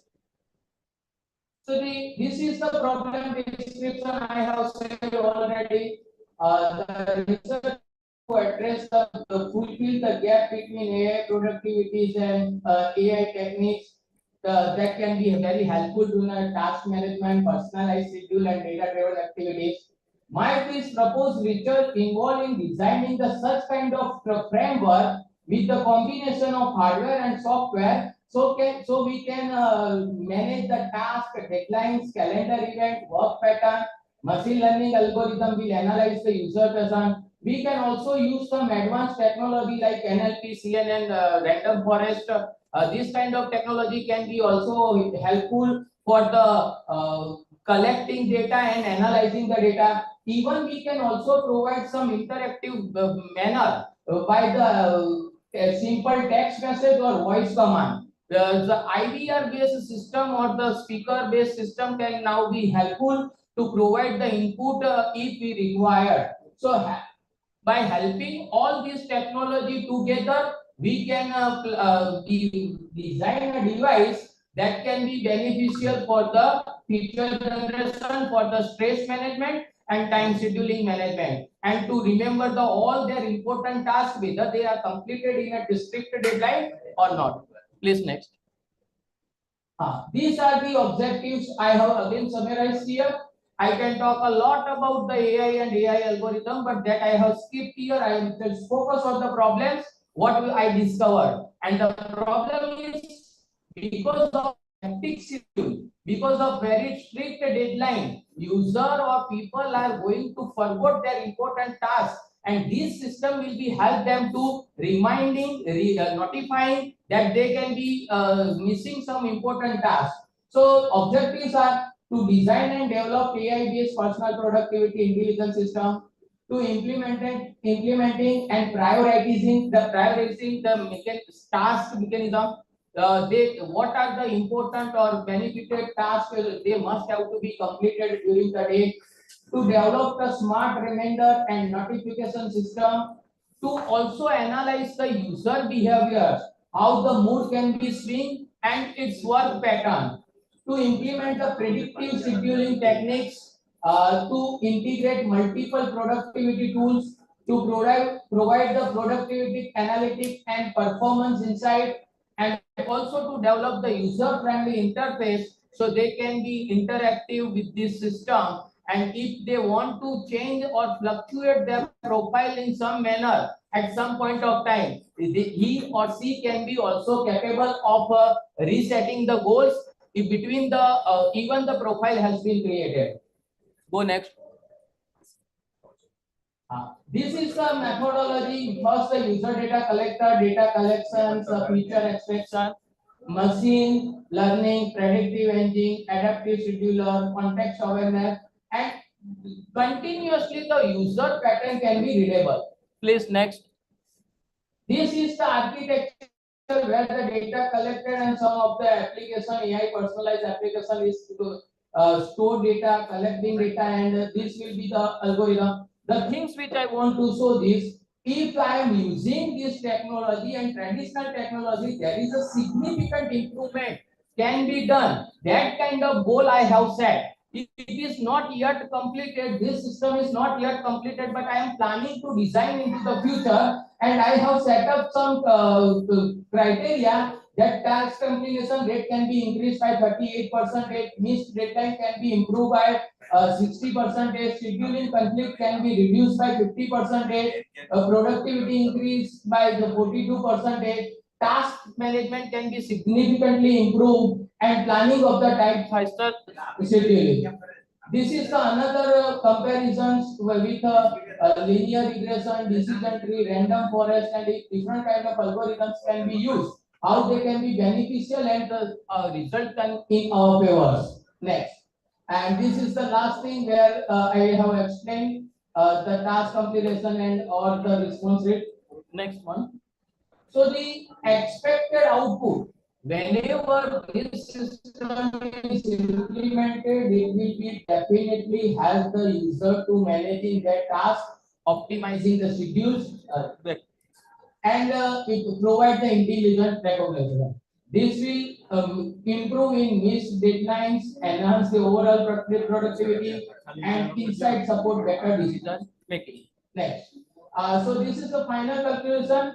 In future, if this comes to reality, then this will be also give a more broader idea for the research work, and more research work are carried out on this one.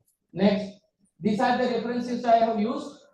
Next, so this is the final presentation where what I explained during the 10 minutes of time. And the last thing is, if you had any question and answer, you can ask here.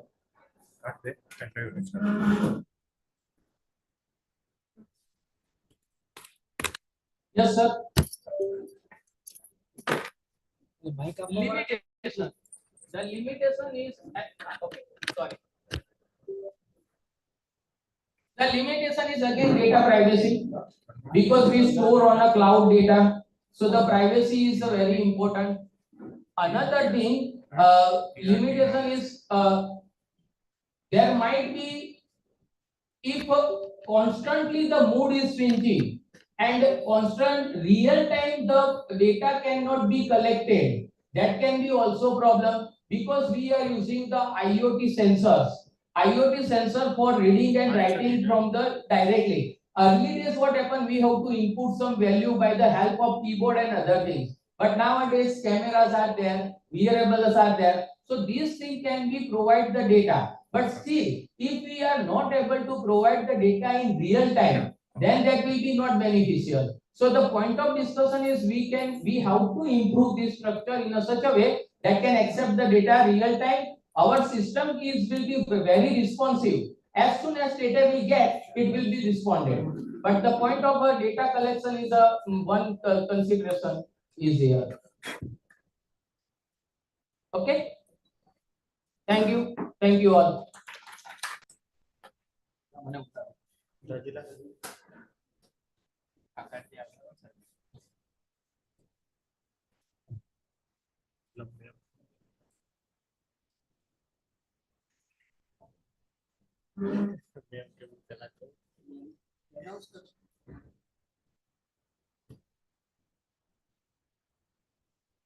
Yeah, it's not a पंखा नु पड़ो.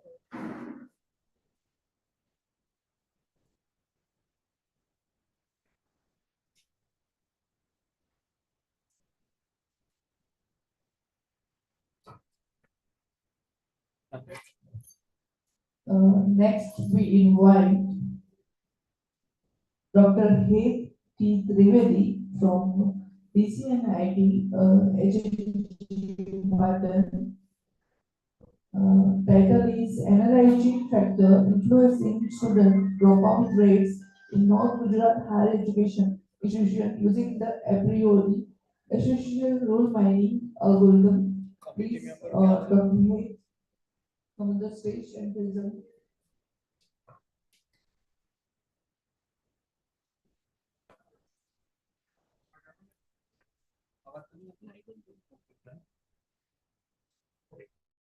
Good afternoon, everyone.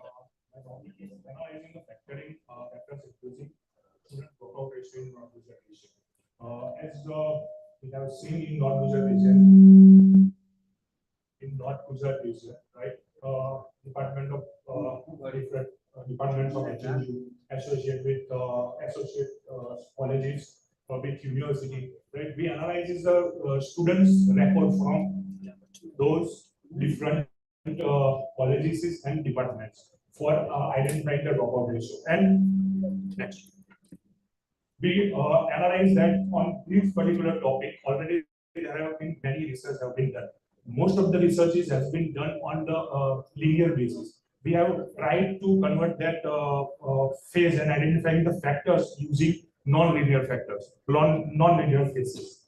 For that, we have constructed the 5 districts of HNU, associated colleges and associated colleges.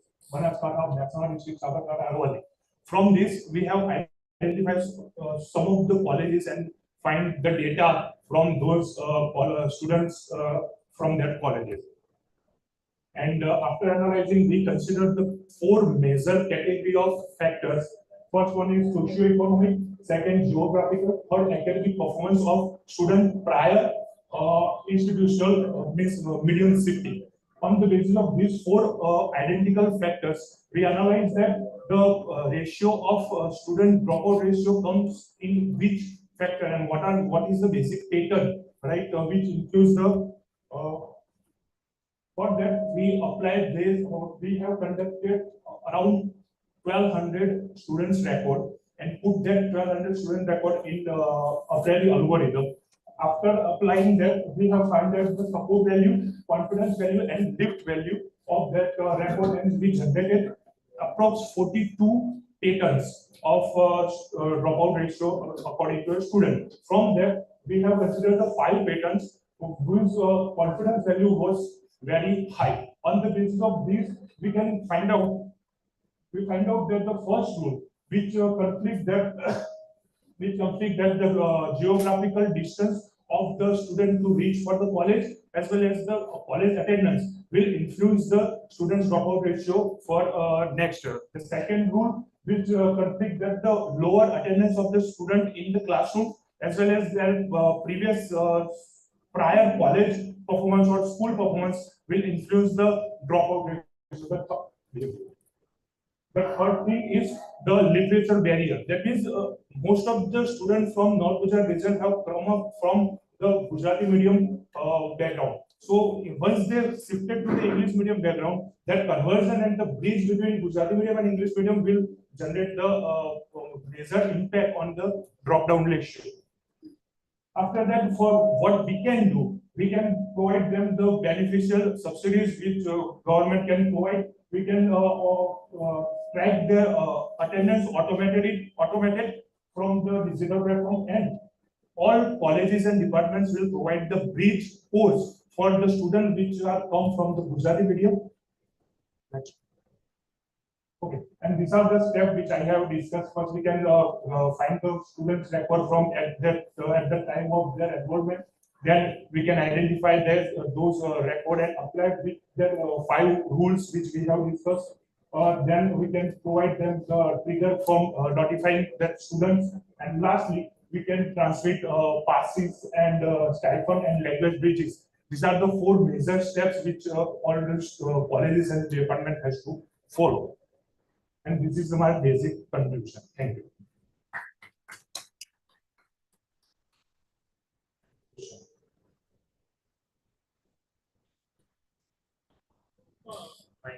Switching over the language medium from Gujarati to English, is there any other barrier along the education? There is a barrier which I have shown in the. There are 5 basic rules. From that, the second or the third rule consists that the lower economical background of the student parent here,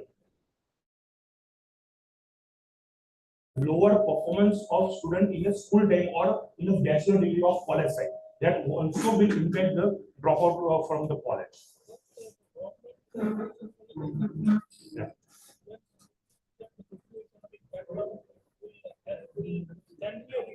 Government schools are free, as you say, sir, is perfect. But when we come from the college environment, when we take the admission into college, that fees, that traveling expenses, that distance from their villages to the colleges, there are lots of economical crises may occur.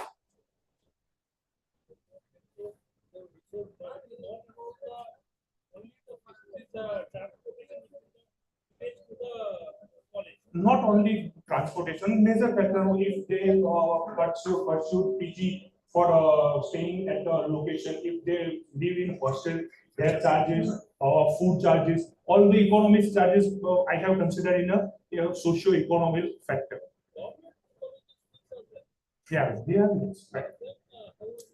But there are many private colleges are there also. They can charge how? Okay. Right. The government is very much considerable. It is only paid for such kind of students who are from the lower economic background.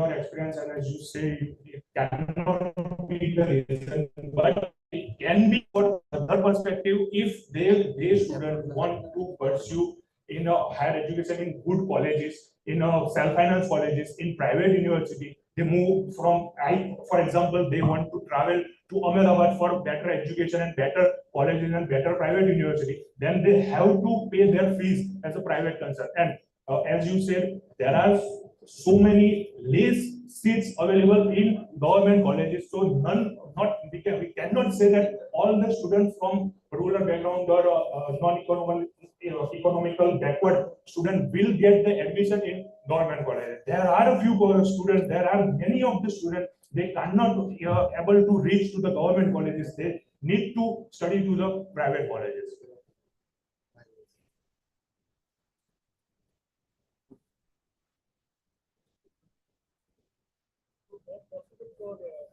Yeah.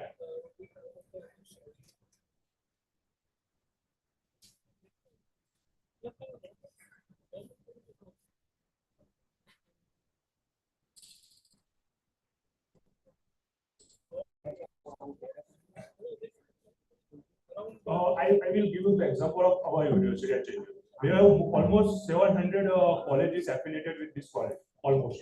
From that 700 colleges, there are more than 50% colleges are self-financed, right? Their fees compared to the government fees are very much high. And if we are talking about the HNU and North Gujarat region that I am representing, this student of North Gujarat region will always connected with this HNU environment. And that 50% more than, I am saying more than 50% colleges are non-government.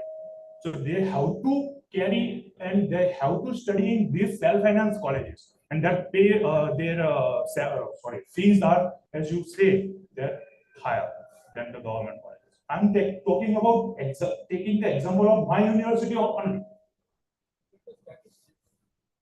From the government, for the government colleges, how many students of the more economic background you have dropped out? No, I don't have that seriously. Balanced manner. It's a because target the students who are of the lower economic background, and if they have, and the college is also like from the government college, then if they are dropping out or not. As you do private, yes, definitely I can understand.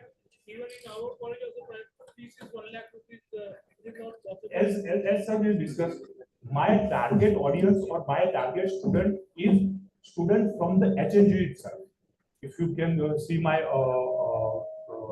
title also, I have just considered the North Gujarat education, right? I am completely targeting my university student. I am taking the data from only my university student data, right? On the basis of that, I am providing this research. I am not doing it for all over the Gujarat or not comparing with all over the Gujarat or out of the Gujarat state.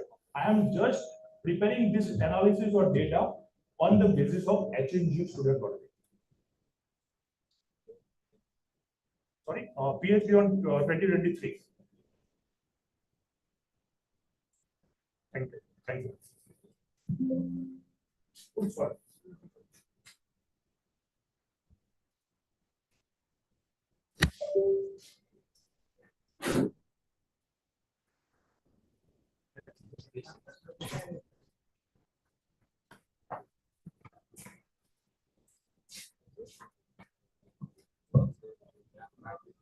Thank you to all the presenters. This concludes the scheduled morning oral presentations. We now break for lunch. Lunch will be served from 1 to 2 p.m. Kindly return to the venue by 2 p.m. Thank you.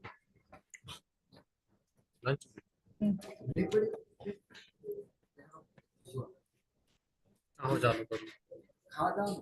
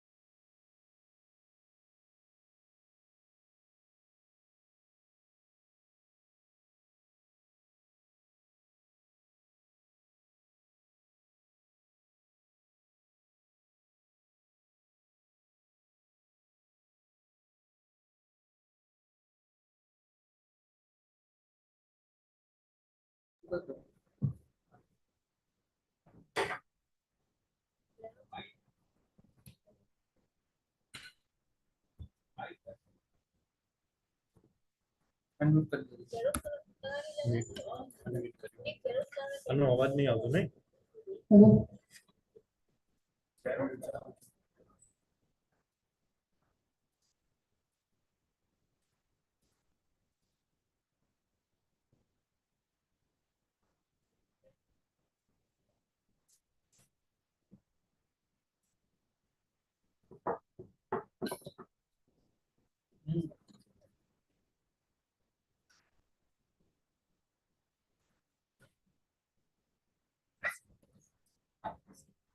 હા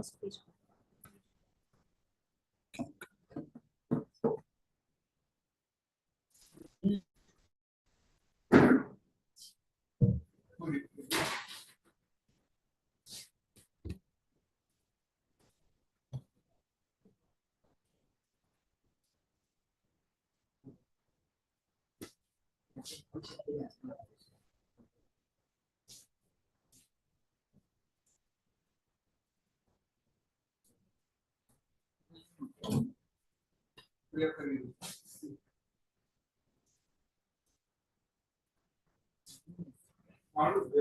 હજી પેલો ma'am લગભગ announce કરશે.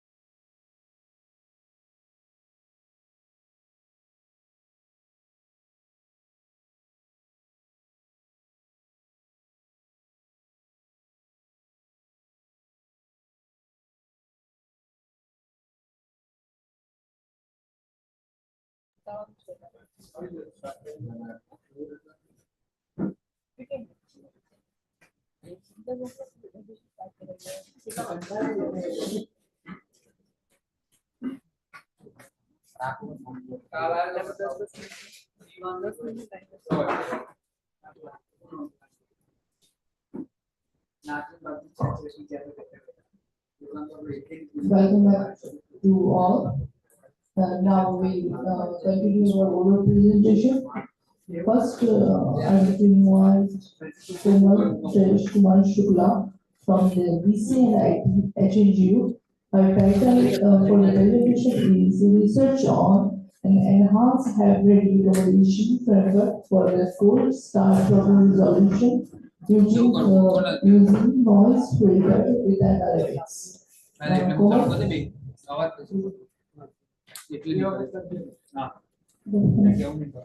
Voice सुधारो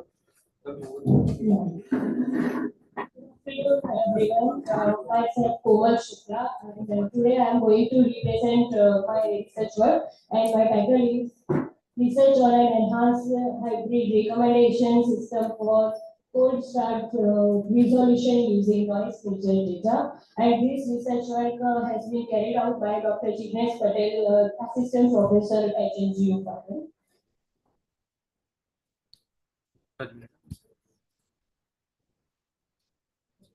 So first of all, recommendation system is an existing system where users provide some information and regarding their historical data.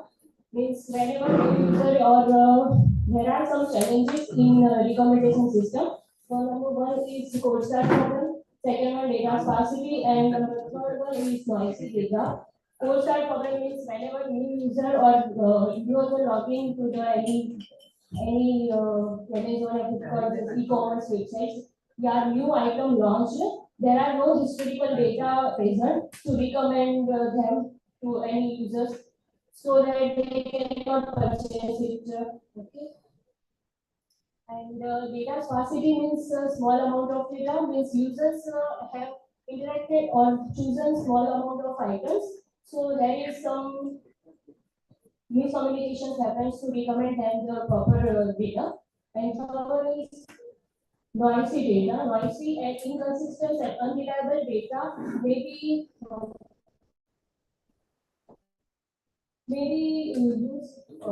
it's incorrect with the data, and recommendation system have this disadvantage.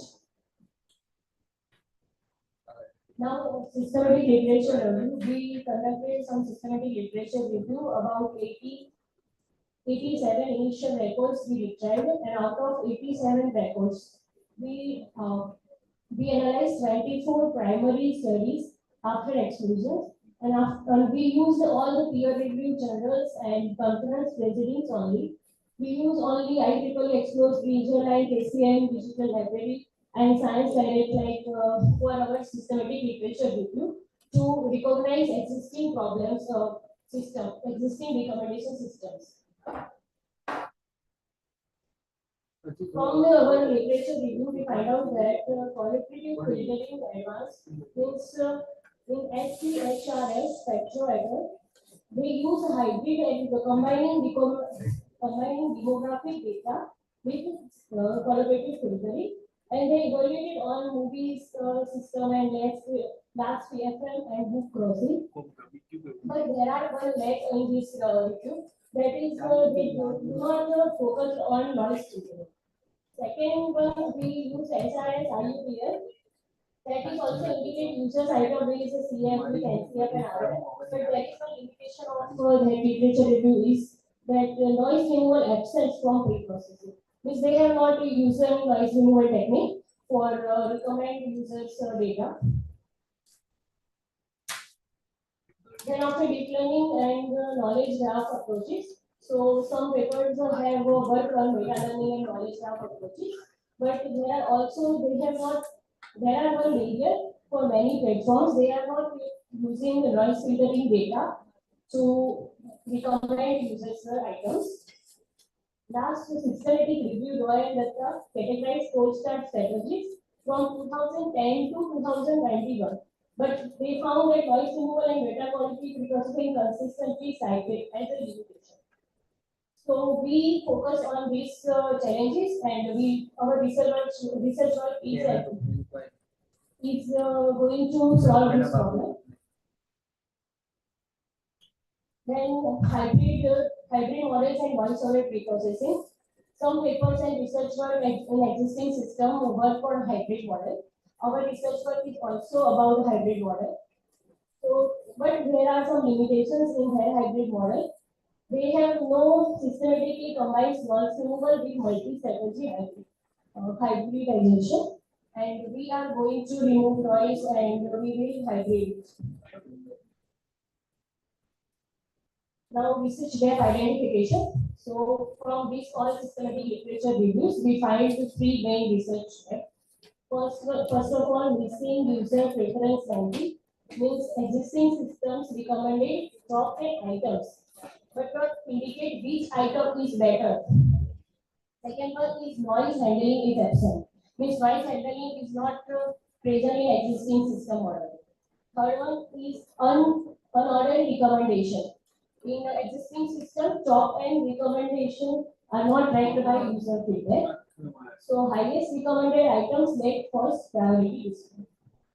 So these are the main research gaps we identified, and our research work is mainly focused on these three research gap solution.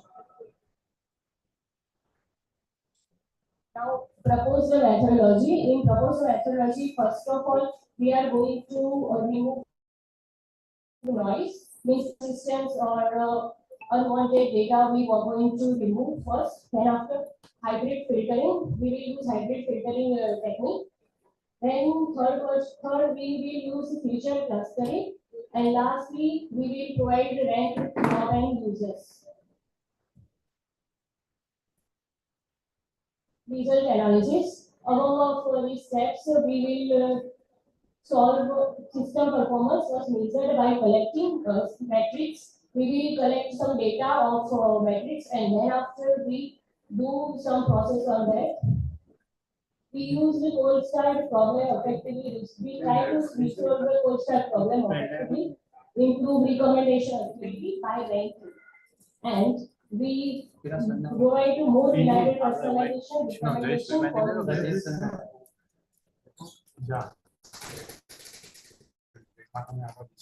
First conclusion. So the process is the hybrid paper complex reconstructing hybrid filtering and feedback. So mainly our research work is focused on 3 points. For number one, noise removal. First of all, we use noise removal technique to clean the data. Second, ranked output means we provide items ordered by user feedback, ensure most relevant recommendation appear first. Then after third, scalable solutions means robust and adaptable for real-world e-commerce recommendation environment. So these three main points we consider in our research work. Thank you. That's it.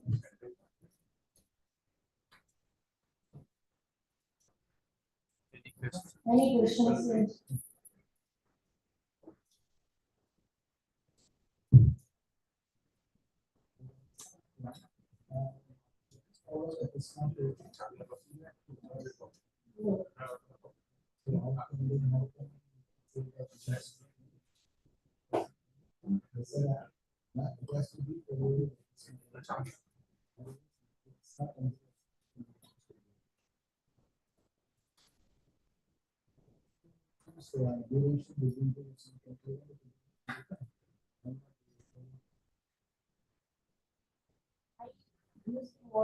I literature review more papers also, but in my presentation I consider only 2021 to 25 papers, latest papers. But I reviewed previous papers also.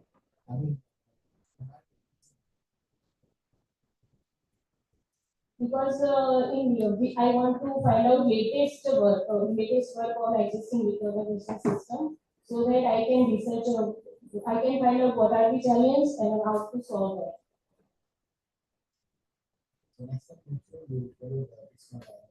Okay. How did you extract the research papers from the databases?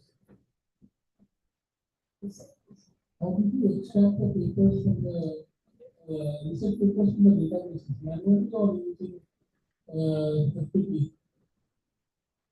What was the mode you followed?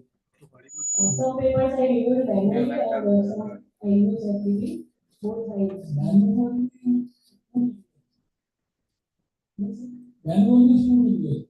How many question with you. You are telling recommendation system. Yes. Can you make any recommendation system?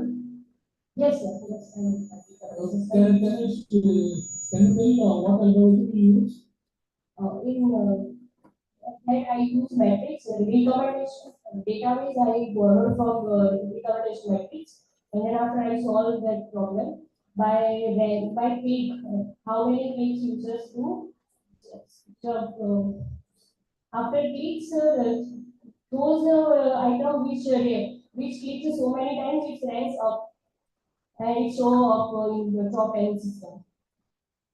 In the recommendation. In the system, for manual, you follow manually or you automate the system? I automate the system. How do you do it?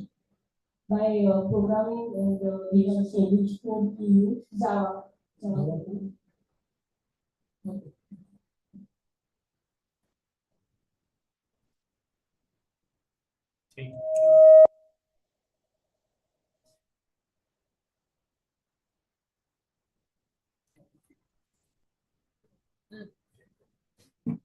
Thank you.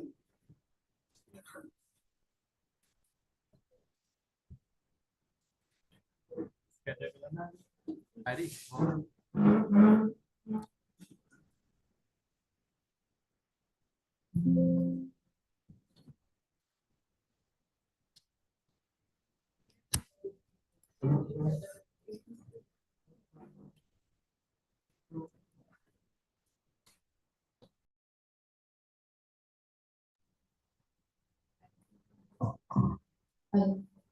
Next presenter, I invite student Vishakha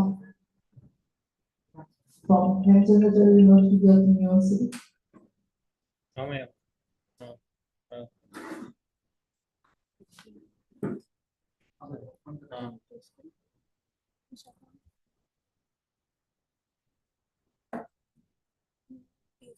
PhD.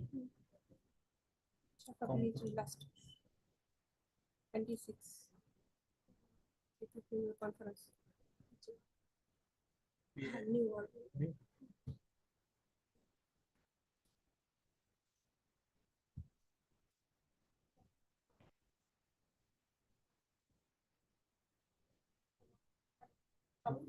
Switch करो खाली. वरना निकल.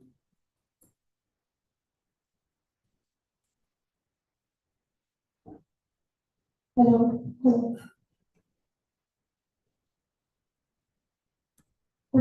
Good afternoon, everyone, respected faculty members and researchers. My name is Vishakha Solanki. Today, we will discuss about green synthesis of elephant dot carbon quantum dots properties tuning for advanced application. Here is roadmap for carbon quantum dots from green synthesis to future perspectives. First of all, we will see what is carbon quantum dots. Its fundamentals like its definition, size, design, structure, synthesis overview, and unique properties. Secondly, we will see about why need for green synthesis, why we choose green synthesis. Third, we will visit green precursors and synthesis routes. What type of green precursors we are taking in this process. Fourth will be elemental doping strategies. And fifth will be structure property relationships. Next we will see characterization of carbon quantum dots. And seventh we will see advanced applications. Or next we will see challenges and research gaps and future perspectives. First of all, we will take an introduction to carbon quantum dots. Now, what are carbon quantum dots? આપણે ગુજરાતીમાં એક કહેવત છે નાનો પર રાઈનો દાણો એટલે નાની વસ્તુ હોય એને બહુ અંડર એસ્ટિમેટ ના કરાય. Same as carbon quantum dot is tiny in size, big in impact. The future of carbon nanomaterials. Carbon quantum dots is a zero-dimensional carbon-based nanomaterials. Generally, it is size between 1 to 10 nanometers. Its composed primarily of carbon with surface functional groups, strongly influenced by size, surface chemistry, and carbon structure. Here you can see the comparison of carbon quantum dots, but one carbon and three. As you can see, your bulk carbon is a three-dimensional material, and graphene is a two-dimensional sheet. और इससे भी ज़्यादा छोटे compare इसको carbon quantum dots. It's a zero-dimensional level of particles. Its size would be 1 to 10 nanometers. Next, we will see why carbon quantum dot we choose. For the reason for choosing this carbon quantum dot is its unique properties. We see that its properties like its excellent photoluminescence. It bright and strong fluorescence with high quantum yield. When you pass the light on the carbon quantum dot, it emits and glow up when you pass the light. Secondly is tunable optical properties. Emission can be tuned by size, surface state, and composition. Third is high aqueous crystallinity. It is well soluble in the water due to atomic surface structure groups. Next is surface functionalization. Easy introduction of various functional groups for diverse application.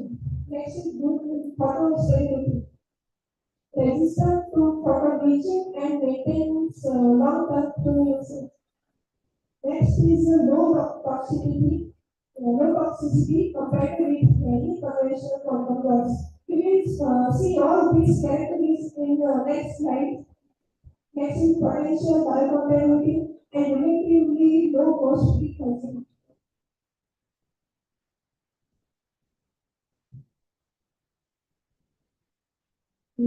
Now, why I choose green synthesis? The word green itself shows calm and soothing. So, why conventional synthesis I don't choose? Because it contains toxic chemicals, hormones, high energy consumption, complex purification, non-renewable precursors, and environmental burden.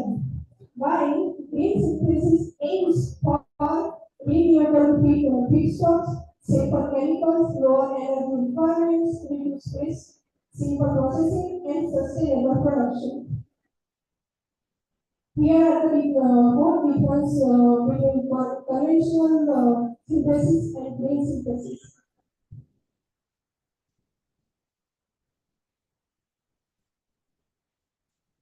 Here are green precursors for carbon quantum dots. How we will make carbon quantum dots? What is its base? We will take green precursors here. Green precursors means we will take some plant extracts like leaves, roots, flowers, roots, seeds, etc. Next, we can take biomass waste like agriculture residues, fruit, tea, food waste, and plant-derived waste. Next, we can take natural polymers like cellulose, starch, chitosan, and other biopolymers. Here is the image like how biomass natural resource convert into carbon quantum dots. Here are methods how green synthesis derive carbon quantum dots. First is hydrothermal. Hydrothermal itself shows like a pressure cooker. We cook in pressure cooker like any recipes. Same as we can prepare carbon quantum dots like pressure cooker. We can instill water solution at high pressure. Second is microwave assisted. Microwave energy speeds up the reaction. How hydrothermal and microwave assisted because hydrothermal takes more time, like 6 to 12 hours to prepare carbon quantum dot. While microwave assisted take 5 to 10 minutes, it's higher speed and hydrothermal property. Third is sonochemical. Sonochemical means we use ultrasound waves to induce reaction and nucleation, and thus we prepare carbon compounds. Fourth is pyrolysis or thermal. High temperature treatment to limited oxygen. We don't provide oxygen for carbon compounds. And there are other energy use like, for example, electrochemical, enzymatic, hybrid methods, etc. From all these methods, we commonly see using hydrothermal and microwave assisted for most of incubators. Here are hydrothermal synthesis carbon converters. You can see autoclave. Here is a picture of autoclave. It seems like a pressure cooker where we in kitchen we use pressure cooker and make recipes. Same as in there we can prepare carbon converters from autoclave. We will take green precursors and make it control temperature and pressure, further dehydration, condensation, and carbonization and nucleation, and we will got carbon converters. Its temperature should be 120 to 200 degrees Celsius and pressure is autogenous. What are the advantages? It's a simple methodology relatively mild position suitable for aqueous systems, compatible with my biomass concerns, and good control of reaction parameters. What are the limitations of this method? It's longer reaction time, as I said, it takes 6 to 12 hours to prepare carbon converters. And batch to batch variation can be seen because we took a small size of solvent, and it, like batch to batch, it can be verified. And other is scale of consideration. It is on the web where we can only prepare in web, not on other industrial area. Next is microwave assisted synthesis. As we were seeing, it is very rapid heating, microwave energy, rapid volumetric heating, accelerated carbonization and carbon contact formation. We use microwave power to prepare the carbon contact.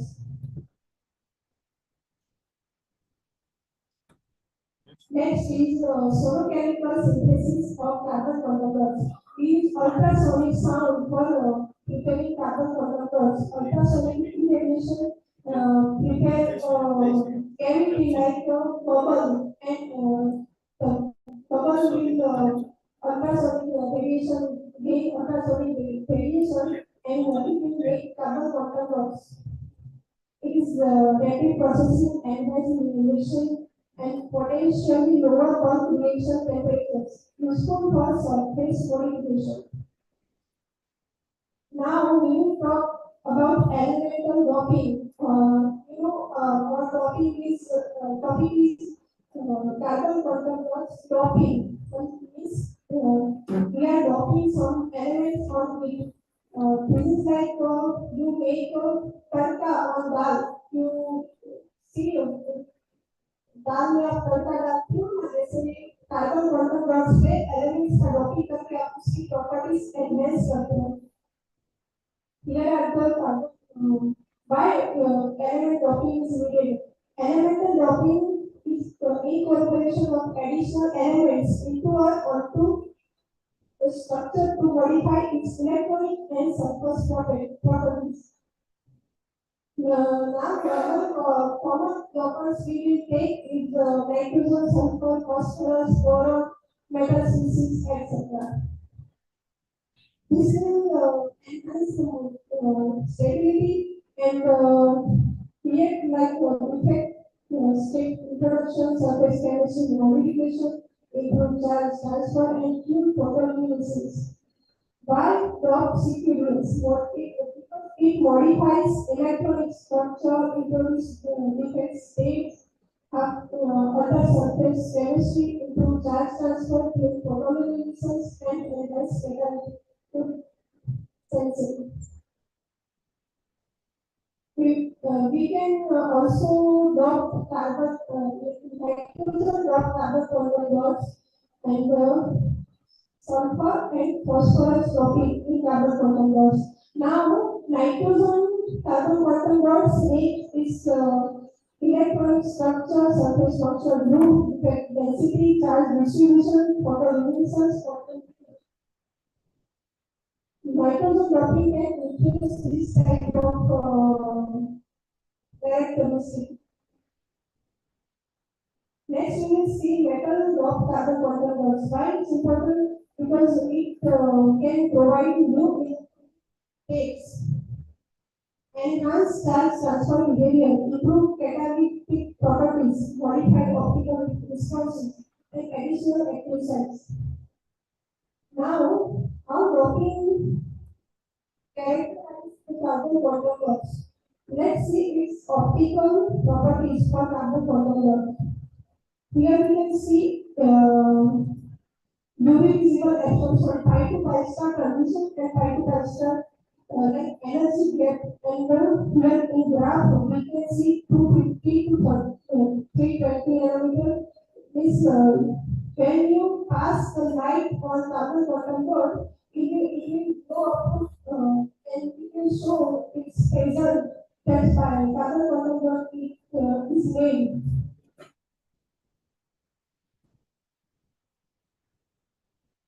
Total luminescence water.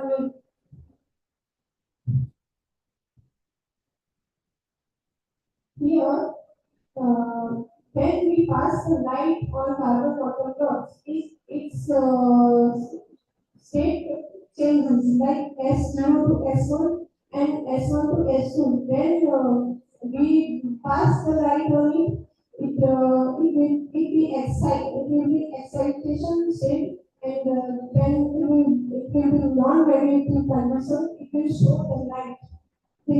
Thus, we can use it in radiative conversions. We can characterize by CAM, XRD, FTIR, gamma spectroscopy, and experience. How carbon quantum dots we can use in biomedical applications. Here, we show that it show us living cells, and we can take it to our cells. It's like a close-like structure for our human body. Here, in image, you can see carbon quantum dots entering the cell.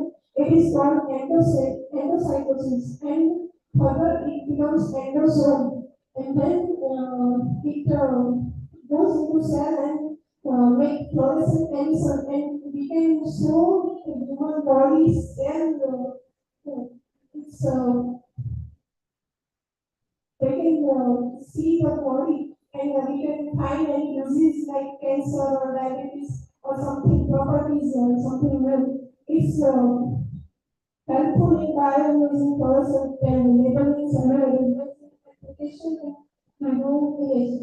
It's secondly, it can be hopefully drug release, like drug loading, because this surface is surface has receptors like it can be except any of element on it targeted delivery possibilities. Then is biosensing. Sensing applications of carbon conductors.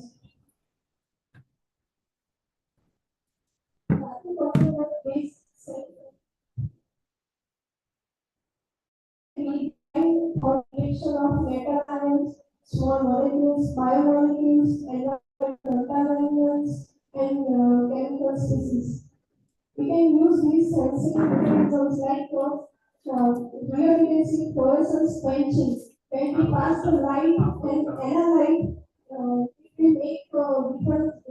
You can see the difference. But carbon monoxides have light on it, and it shows glow. and then with analyze not shown like that. Here, energy transfer shown.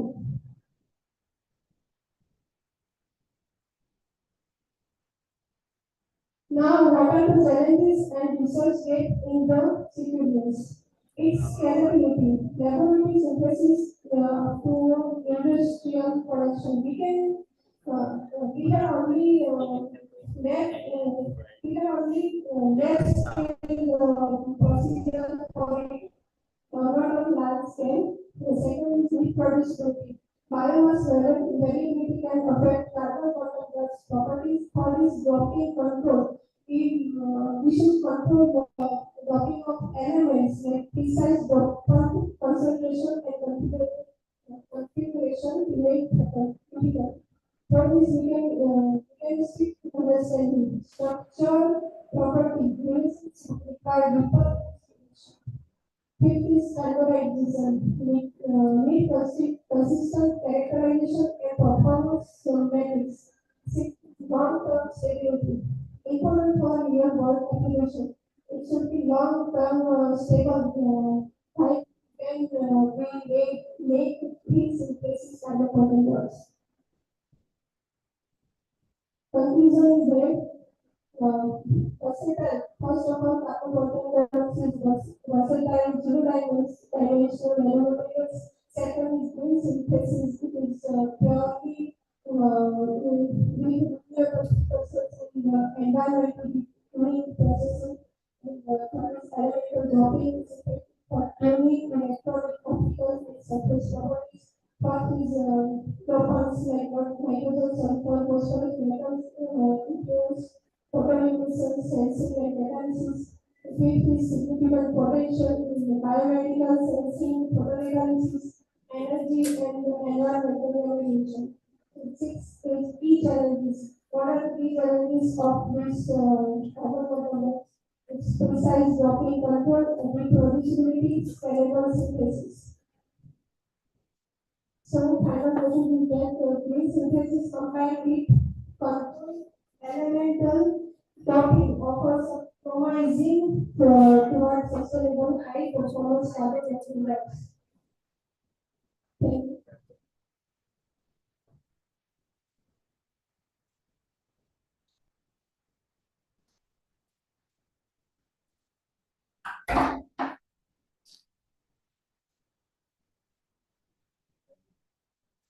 Mic alone.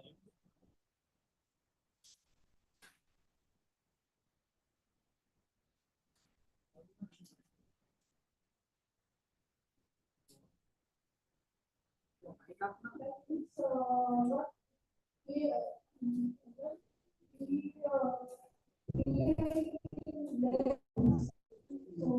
we are going to have large scale calibration or like we can use it biometrical properties.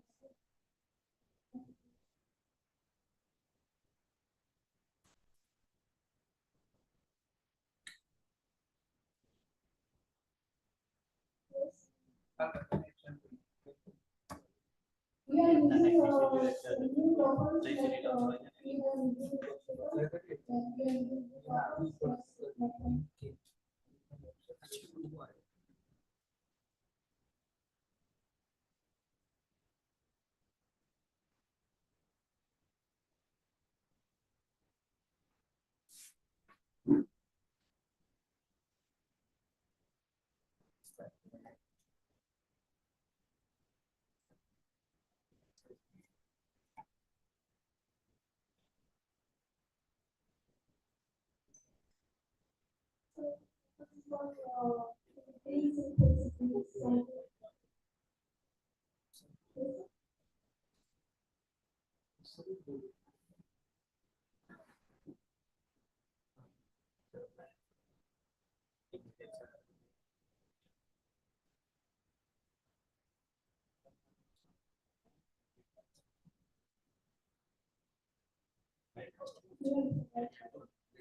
can directly take from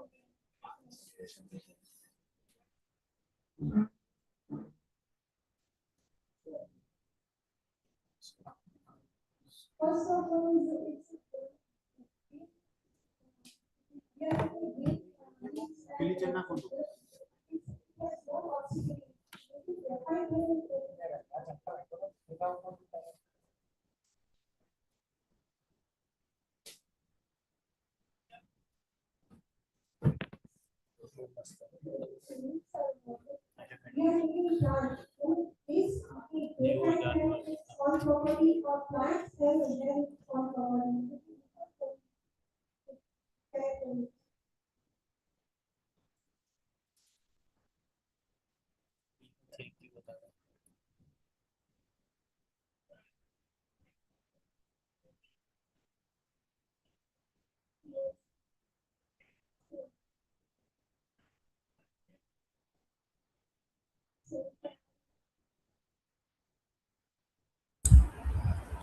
Hello.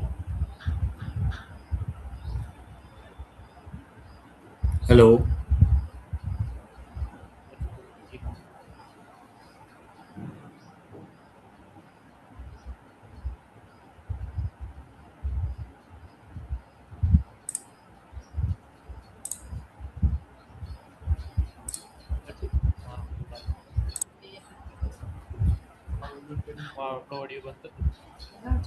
Okay, okay.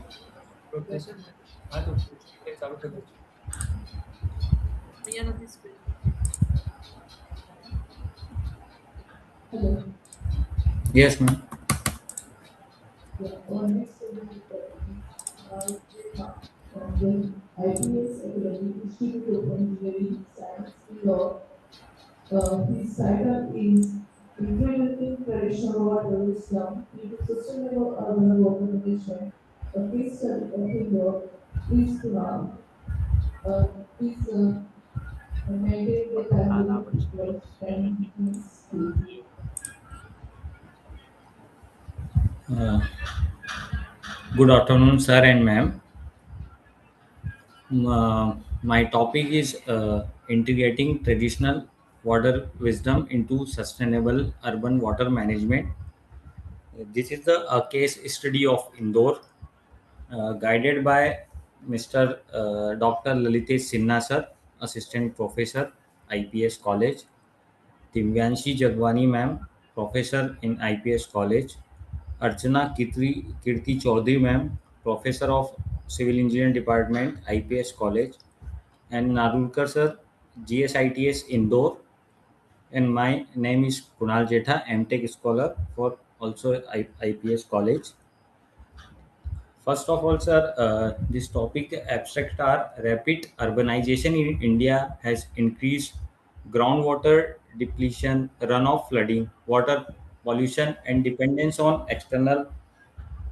uh, external water supplies. Traditional systems such as bowdies, wells,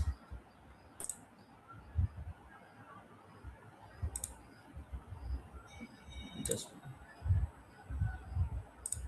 such as bowdies, wells, tanks, link storage networks offer practical approaches for local retention, recharge, sedimentation control, and community management. The review examined their relevance to sustainable water management in Indore, located on the Malwa Plateau.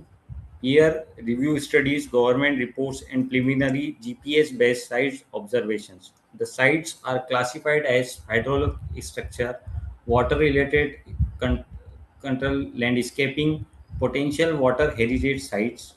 This current function depends on catchment conductivity, connectivity, structure condition, aquifer characteristics, water quality, sedimentation, ownership, and maintenance. These are the six-stage framework is proposed for site assessment, functional classification, restoration, and monitoring. Suitable structure may support groundwater recharge, stormwater direction, ecological improvement, groundwater monitoring, and heritage conservation. This study represents practical approach for integrating water traditional water system with urban hydrology, groundwater management, and heritage sensitive planning. Introduction. In the ICASE framework, three interconnected aspects for traditional water wisdom are included: the Panch Mahabhuta worldview, which place water within an interrelated environmental system is concurred with the orientation. Thus, the observation was many traditional systems depend heavily on community awareness, group maintenance, and local negotiation axis. Only 2.9% of India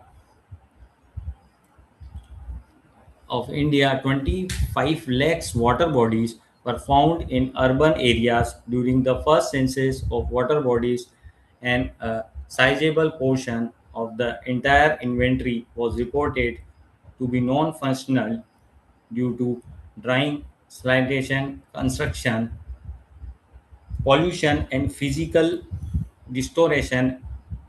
Ministry of Jal Shakti 2023. For this analysis, Indore presents a pertinent example: wells, bowdies, palace, gardens, temples, and river-related heritage sites may be found in the city, which grew on Malwa Malwa plateau surrounding Khan and Saraswati river system.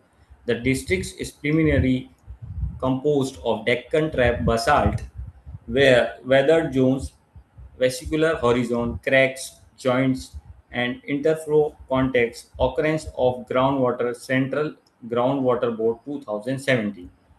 The study addresses a structural review and preliminary assessment of selected GPS reference sites in Indore.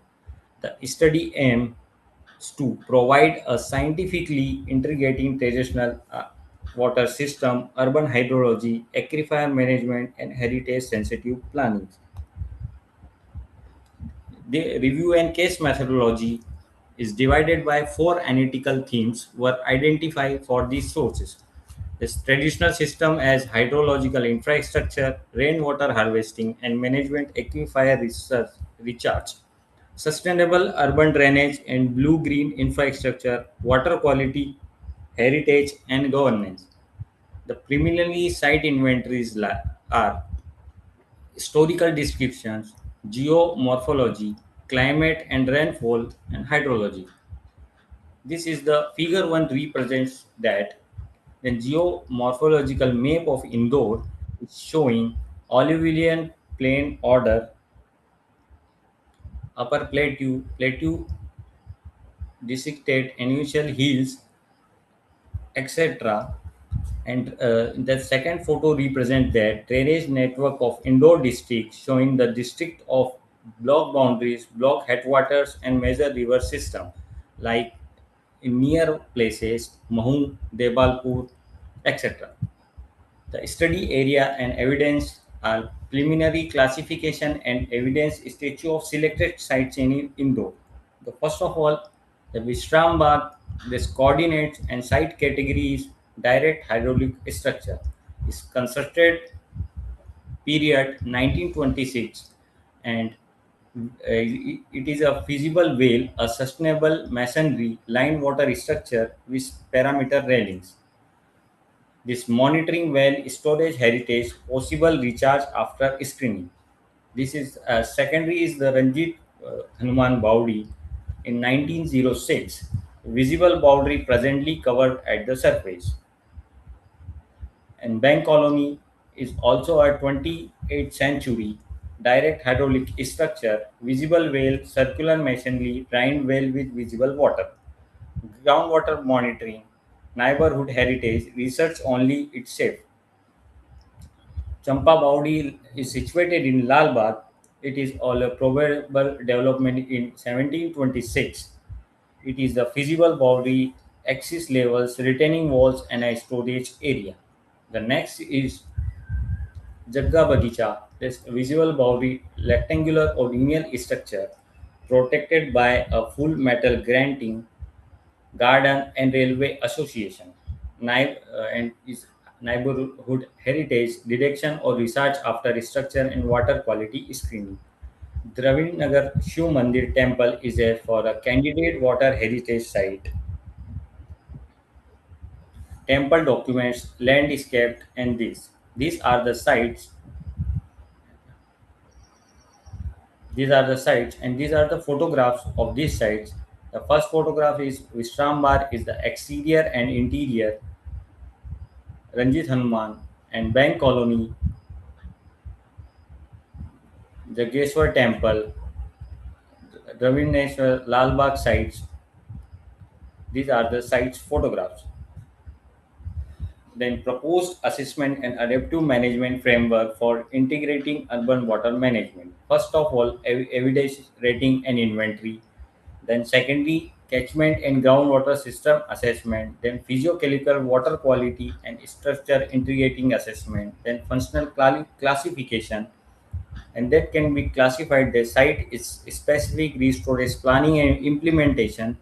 Then monitoring, governance and adaptation. The table 2 is represents the functional classification for site specific intervention. Functional class is the recharge priority. Primary objective is aquifer replacement. Minimum evidence is aquifer connection available is storage, acceptable source, water quality, and infiltration testing. This is a pre-treatment control inlet, recharge shaft, or infiltration zone monitoring wells. Detection priority is reduce local runoff and peak flow, catchment model, storage, overload redesign, and sedimentation. Storage and non-portable reuse is local water supply for landscaping and cleaning, water balance, demand assessment, treatment, and storage. For rooftop capture, filtration, store, refuse, distribution. Heritage priority are documentation, heritage value, structure assessment, conservation plans, masonry repair, etc.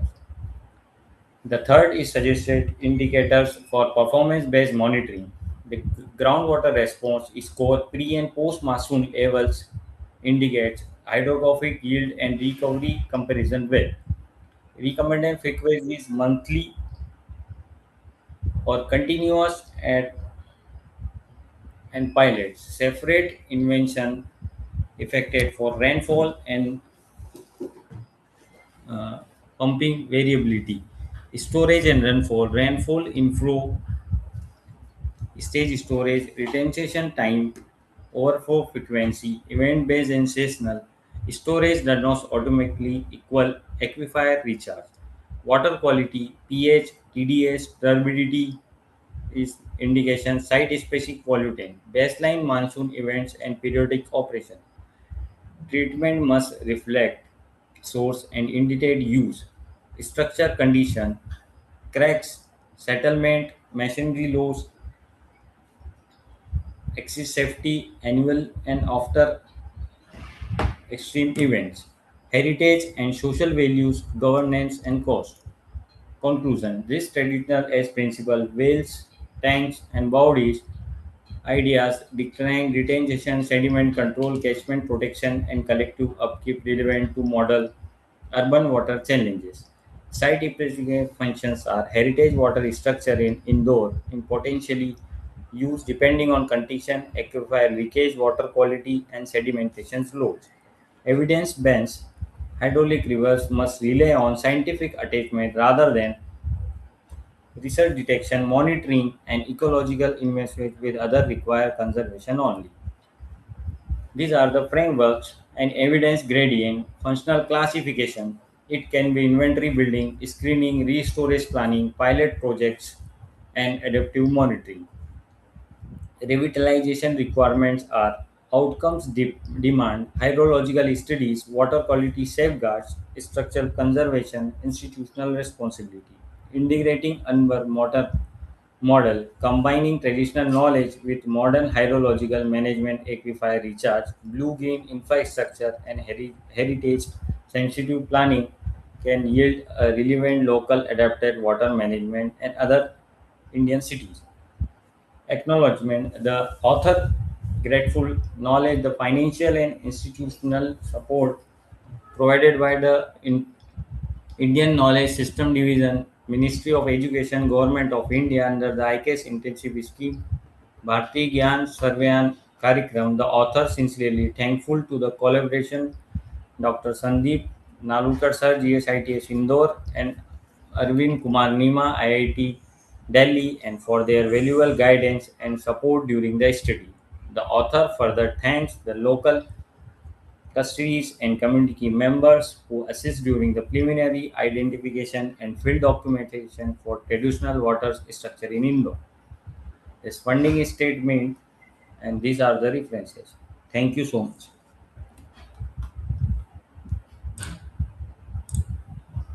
Thank you, ma'am. Any other questions?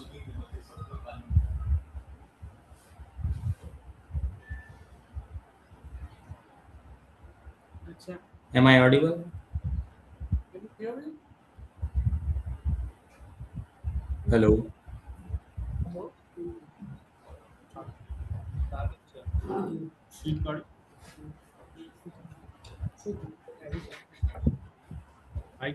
चालूच છે તે. Hello. So don't hear anything.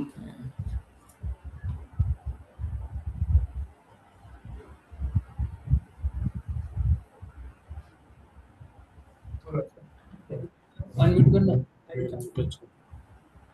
Am I audible to you? Hello.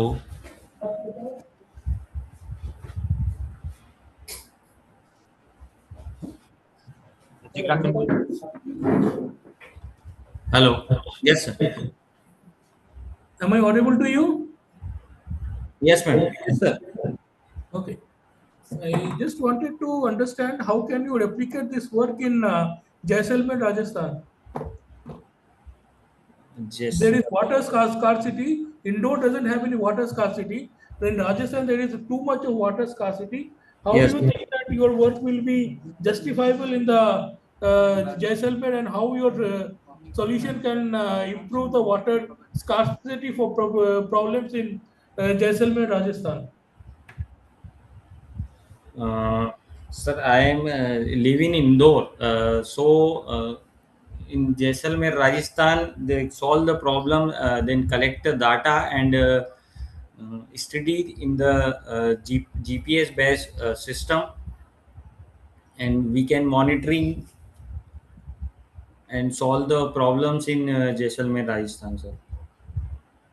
Since it is a project funded by the government of India, I Yes, strongly sir. believe that it should be focused on a place where water scarcity is there, and when there is no water problem is there.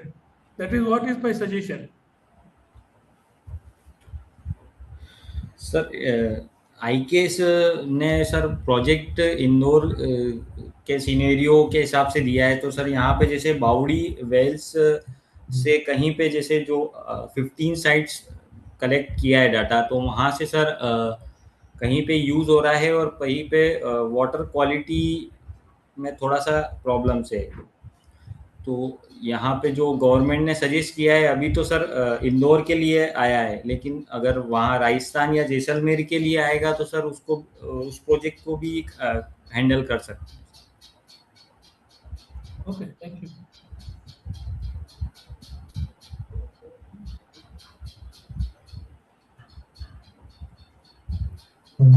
First of all, sir, we collect the data in Indore city only. Oh, okay.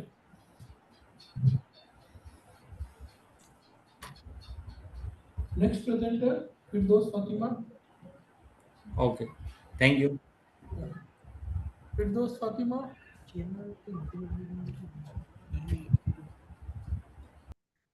Firdaus Fatima is there?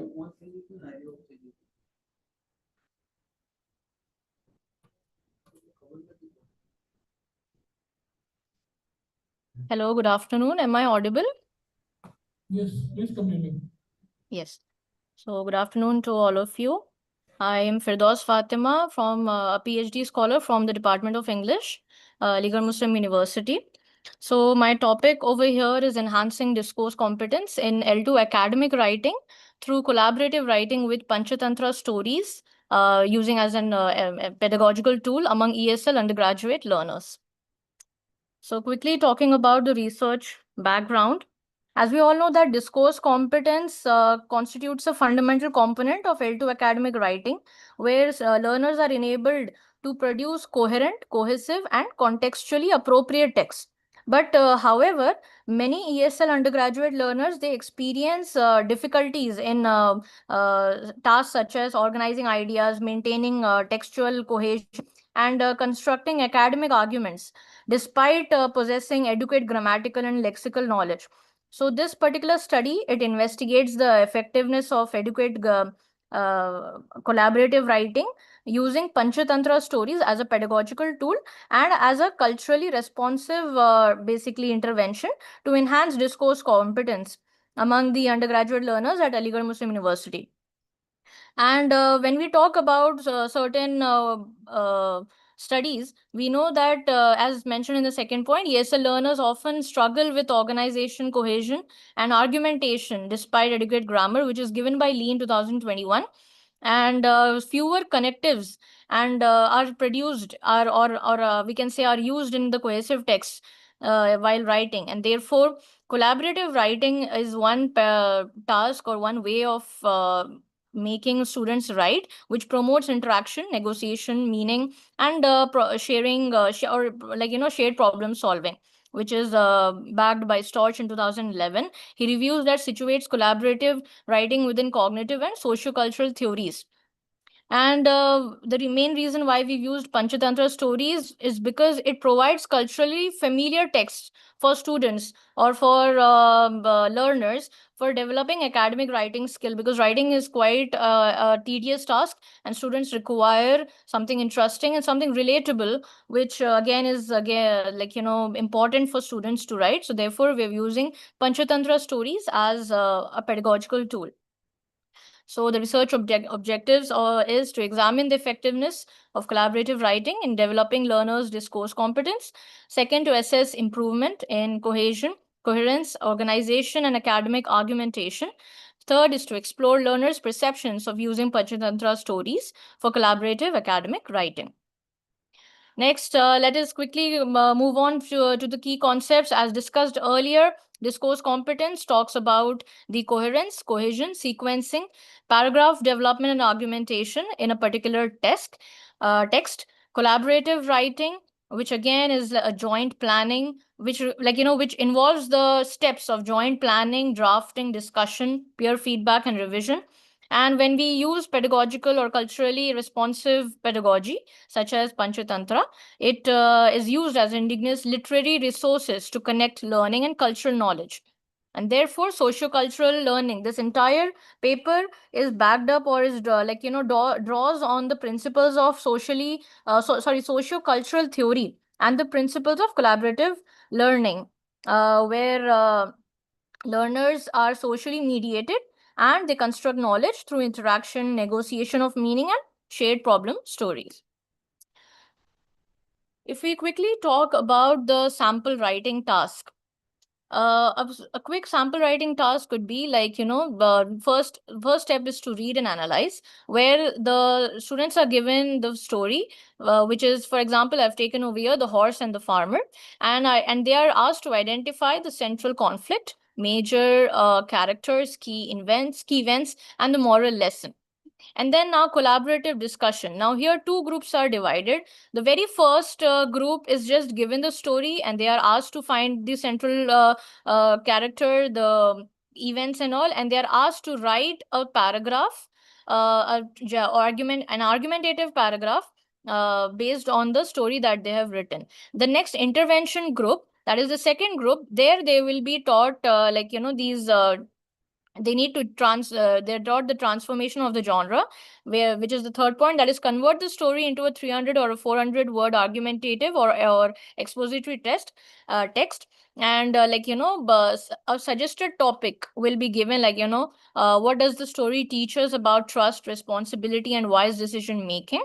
And therefore an intervention will be given where they will be asked to use the discourse markers such as however, therefore, consequently, in contrast, moreover, and appropriate transitions, academic vocabulary, and logical sequencing. The students will be taught these concepts. And then both the groups will be made to write a task, and then there will be a review wherein peer review is given, exchange drafts with another group, and provide feedback on coherence, cohesion, paragraph development, argumentation, and use of evidence from the story.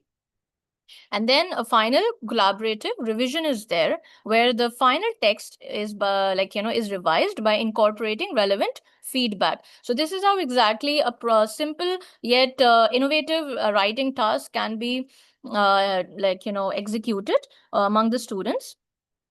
And it is anticipated that collaborative engagement with with culturally relevant literary text will facilitate meaningful language use, promote critical thinking, and improve the overall quality of the academic writing.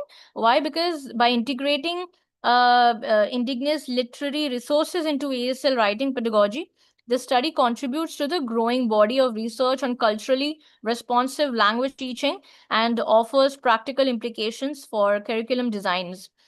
Designers, teacher, educators, and language instructors. Therefore, the findings are expected to demonstrate the pedagogical value of collaborative writing in fostering academically proficient and culturally grounded L2 writers. Now, the main question arises over here is the key markers, or we could say the the indicators upon which we will be analyzing the texts. So this is a small a basic uh, rubric upon which the entire text will be evaluated, which is first we see the first criterion is the coherence, which means logical flow of ideas, unity, clear progression of arguments. Again, this theory is, and all these criterion are not random, but rather they are all backed up with the theories, which is given. The first one is given by Van Dijk and Highland, and marks will be allotted to each criterion. And if the student appears, or the text appears to have coherence in it, therefore the marks will be allotted accordingly. The next criterion is cohesion, which is appropriate use of reference, conjunctions, lexical cohesion, substitution, and ellipsis, given by, which is a theory given by Halliday and Hassan in 1976. And 5 marks will be appointed for that. Then the third one is paragraph organization, wherein now paragraph organization, a lot of students when they write, they get random thoughts, and they just write. They don't realize that a paragraph, in order to have cohesion and coherence, it needs to be organized in a proper way. Therefore, the intervention group will be given the information of first dividing the whole paragraph into an introduction, body, and conclusion. Topic sentences will be taught to them. What sentences are used in the introductory part, the main body part, and the conclusion part. And therefore, paragraph unity will be taught, and which will be analyzed on the theory of based on the theory of Flower and Hayes, 1981, Swales and Feek in 2012.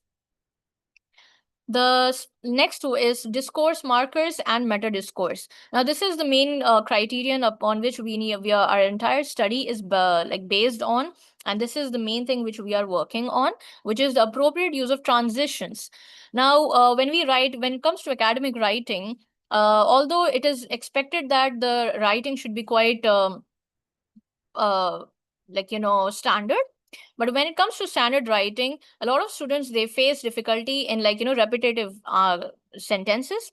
They face difficulty in the words, right? What words to give and how to move from one paragraph to another smoothly. So therefore, appropriate transitions are used, which are known as discourse markers or meta discourse, such as however, therefore, moreover, hedges, boosters, and engagement markers, again, which is backed up by the theory given by Highland in 2005. The next is the argument development.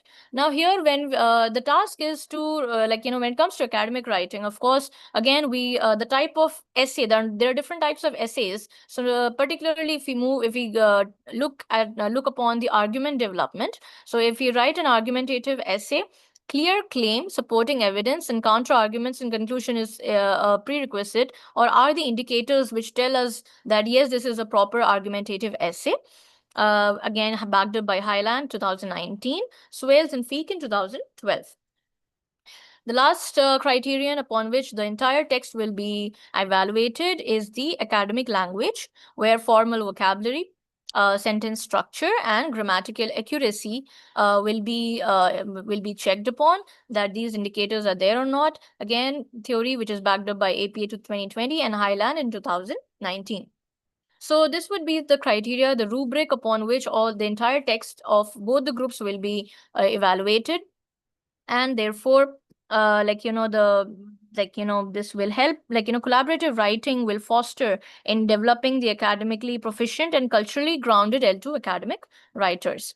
Now, here's a basic analytic rating scale upon which after analyzing the text, we will be dividing the text into the scale, wherein we give the description, which is excellent, 5 points, good, 4 points, satisfactory, 3, limited is 2, and poor is 1.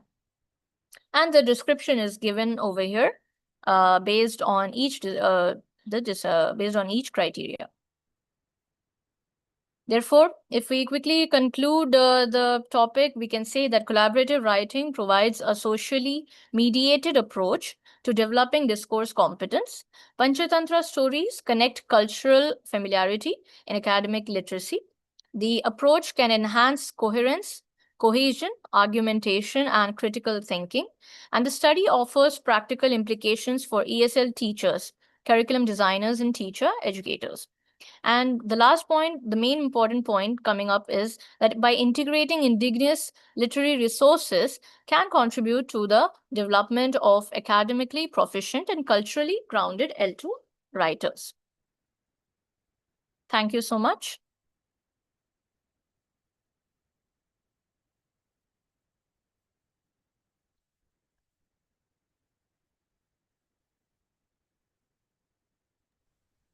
Hello. No questions from our side. Okay, thank you so much. You're Dr. welcome. Gandhipati.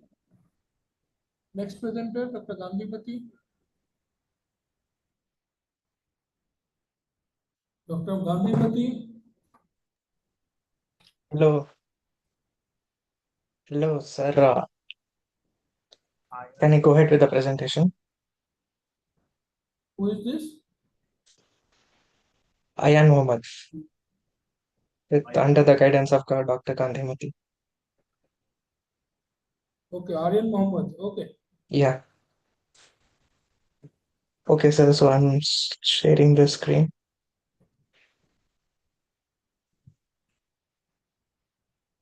So hello, everyone. My name is Ayan Mohammed. I'm thrilled to present our work titled on DERM AI, which is a deep learning framework with explainable risk stratification and agentic care journey orchestration for automated skin lesion classification under the guidance of Dr. Gandhimati, Professor of Department of ACS Data Science. So here is the agenda which we will be talking about. So skin diseases are highly prevalent worldwide, but limited access to the dermatologist can delay the detection of serious conditions such as melanoma, especially in rural and low resource settings. Recent advantages in deep learning enables automated skin diseases classification, but most existing systems stop at providing a prediction and confidence score without explaining the result or guiding the patient on what to do next. To address this gap, we propose DERM AI, an integrated framework combining effective net B4, which is an algorithm in compatibility with the GradCam and risk fusion score. And we have even conversational AI for chatbot support to provide explainable classification, risk stratification, and safety guided patient care. So coming to the scope of the project, DERM AI is to develop a AI-powered skin lesion screening system using EffectiveNet B4, and it has been trained on HEM 10,000 dataset. It combines GradCamp explainability and risk fusion score to classify cases from low to risk critical risk.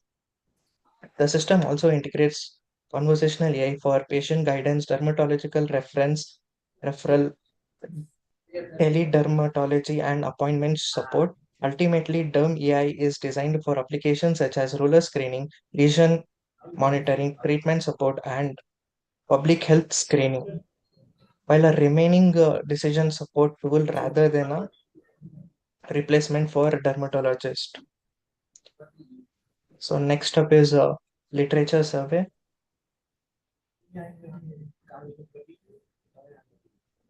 So Estiva L, deep learning CNN for skin cancer, demonstrated the potential of deep learning CNNs for skin cancer classification. However, the work mainly focuses on classification, which motivated us to extend beyond prediction towards risk assessment and patient care. Khalid used effective net B4 with soft attentions and achieved a strong classification performance. However, melatonin performance remained affected by the class imbalance, motivating our focus on minority class sensitivity. Gerselt introduced attention-based methods to focus on clinically relevant lesions. This inspired our lesion-focused explainability approach. Selvaraju introduced GradCamp for visualizing models decisions. Dumb AI extends this by combining GradCamp with an explainability concentration score, and which we also call it as ECS, to quantitatively evaluate model evaluation. Overall, this studies motivated Dumb AI to move beyond simple classification towards explainability, risk stratification, and actionable patient care support.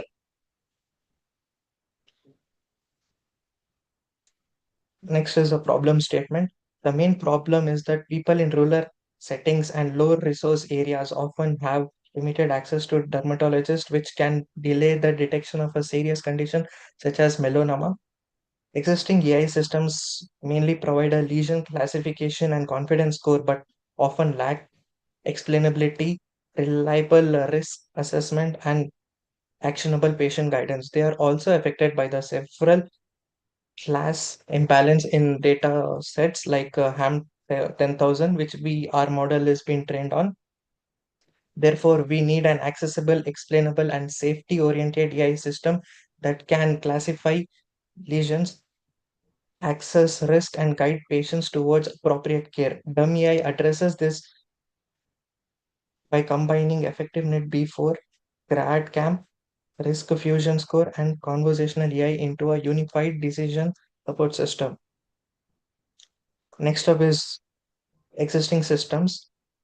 Existing dermatologic AI systems can mainly be grouped into classifying models, mobile screening applications, basically apps, and dermatological platforms. Classification systems provide a lesion label and just a confidence score, but generally lack critical risk stratification. Mobile applications improve accessibility, but often stop at prediction and heat map generation without supporting follow-up care. Derma Teledermatology platforms connect patients with specialists but commonly depend on manual trainage.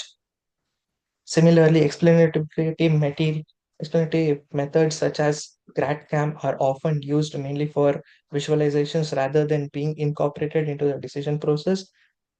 So overall, therefore, existing systems largely focus on classification, while the integrations of explainability system, patient symptoms, risk assessment, and actionable care remains limited.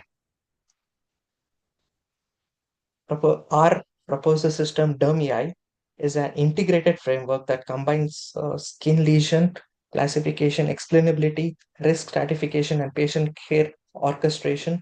Firstly, effective net B4 classifies dermatological images into 7 lesion categories, while weighted sampling and focal loss addresses the datasets class imbalance, particularly for melanoma, which is a fatal skin lesion. Next, GradCamp provides visual explanations and explainability concentration score measures how well the model focuses on the lesion. This outputs along with the lesion severity and patient symptoms are combined into a risk fusion score, which categorizes cases such as on a scale of low, medium, high, or critical risk factors. Finally, an AI conversational agent converts the risk level into appropriate actions such as patient guidance, dermatological referral, patient using teleconsultation and appointment support with safety controls for high risk cases. Next up is the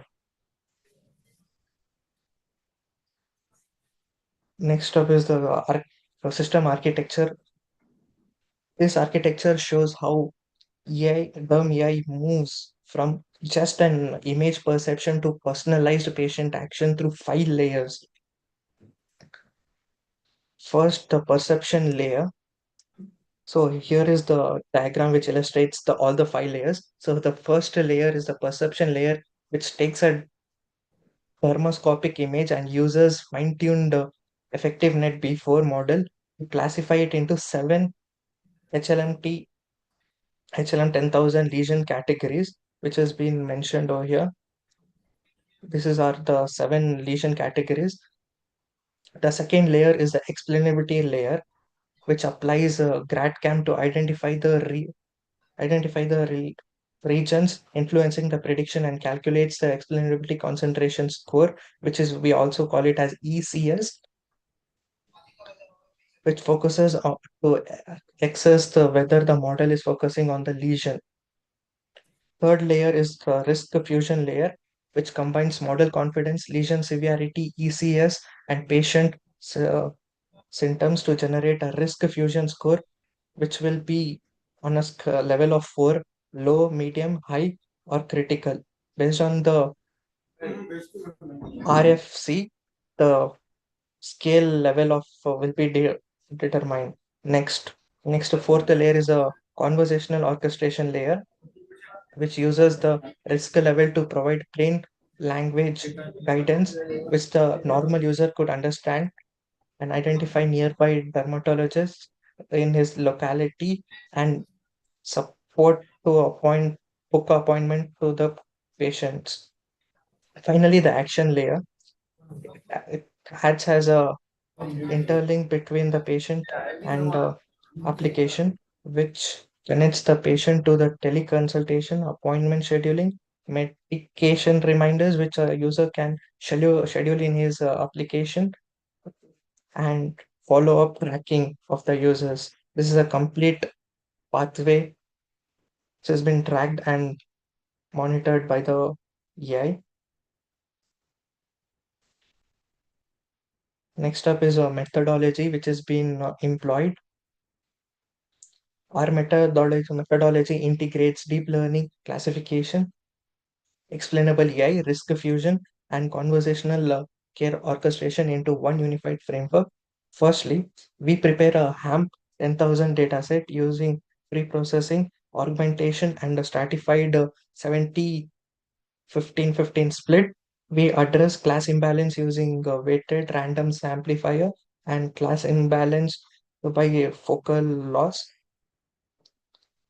Next, our ImageNet pre-trained EffectiveNet B4 forms a 7 class lesion classification. GrabCam then provides visual explanations which are quantitatively evaluated by IOU to determine the explainability, concentration, score. Patient symptoms such as itching, bleeding, size change, and durations are combined with the model confidence, lesion severity, and ECS to calculate the risk fusion score and assess and assign a risk level from low to critical based on the score obtained in RFC. Finally, the conversational AI converts this risk assessment into a patient guidance, dermatological referral, teleconsultations, and appointment support. The system is evaluated using accuracy, macro F1 score, melanoma recall score, ROC AUC curve, and finally false recurrence analysis. Next up is the algorithm which has been used. There are basically 11 execution steps. So let's break down one by one. So the execution of Derm AI follows a sequence workflow. We first start the system and capture or upload a dermoscopic image of the patient's where he have found a lesion in his body. The image is then pre-proposed and passed to the effective net before for lesion classification. Next, the CRAT camp and ECS provide and validate a model's explanation. We then collect patients' symptoms and combine them with our model output to calculate the risk fusion score, which categorizes the case such as low, medium, high, or critical. Then is a conversational AI guidance. Based on the risk, the AI provides appropriate guidance, including dermatological referral, teleconsultation, appointment booking, support. Finally, the system provides a patient care support, which is basically a follow-up for the patient and medication reminders, which he will receive on his phone, such as in the form of alarm to remind the patient when he have to take his medications.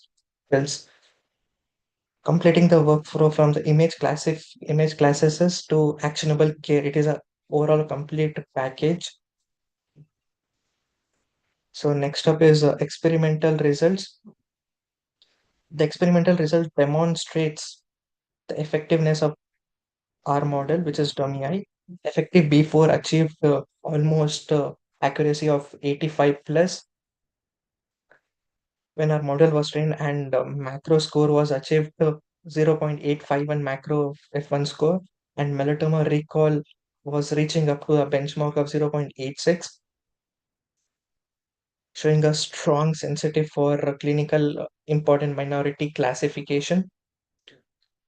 Our model also achieved a 0.968 mean ROC AOC curve, while CRAT-CAMP achieved 0.61 mean IOU against the dermatologist annotated lesion regions.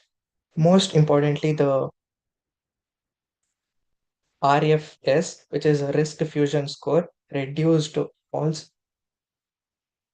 reassurance from 11% to 6.1% compared with the compared with the presentative of work. Dermatology achieved a higher recall score, which was 0.86 versus 0.77, despite a slighter low overall accuracy. Overall, this result shows that combining classification, explainability, patient symptoms, and risk fusion can improve the safety and practical usefulness of AI-assisted dermatology drainage. Coming to the coming to the merits and applications of this, DermAI provides automated lesion classification using EffectiveNet B4 with improved sensitivity for melanoma, achieving a 0.86 recall. It also provides explainable predictions through GradCamp and combines model confidence, lesion severity, explainability, and patient symptoms through a risk fusion score. A key advantage is that the system reduced false alarms from 11.8% to 6.1% and uses conversational AI to provide patient guidance and safety gated referral for high risk cases. In terms of application, DermAI can support rural and primary care screening, teledermatology, pre-drainage, longitudinal lesion monitoring, treatment adherence, public health screening, and mobile healthcare. Overall, the modular design makes Dharma AI promising framework for future clinical expansions, while its role remains as a decision support and drainage system rather than a replacement for dermatologists. Coming to the conclusion, to conclude, The model we proposed to DermAI, integrating EffectiveNet B4 and GradCamp with risk fusion and conversational AI into a unified dermatological support framework, which acts as a complete overall ecosystem for a user. The system achieved around 85 plus accuracy with macro score of 0.851 and 0.86 melanoma recall score. And it's been connected with AI prediction to risk aware and safety gated patient care pathways, demonstrating the potential with the high quality pathways. Coming to the future enhancements, our future work would be we plan to conduct prospective validations using real clinical and smartphone captured images, evaluate reliable agentic appointment information, incorporate longitudinal lesion changes, and further develop safe medi-dermat workflow. The ultimate goal is to ensure that AI augments professional dermatologic judgment rather than replacing it. Term AI moves dermatology AI from simply predicting a lesion to explaining the prediction, accessing the risk, and guiding the patient towards appropriate next steps, which we have to follow. So here is the reference which I like to share.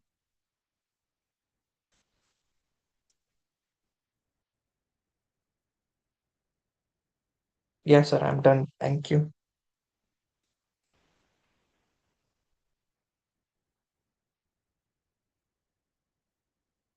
Hello. Thank you. Speaker Sana Sheikh. Sana Sheikh. Sir, any questions? Question Yes, from sir. our side. Thank you. Hello. Yeah, Sana Sheikh. Yes, sir. I'm audible. Yeah, please share your screen. Okay, sir. Presentation. Sir, is it, you have any questions?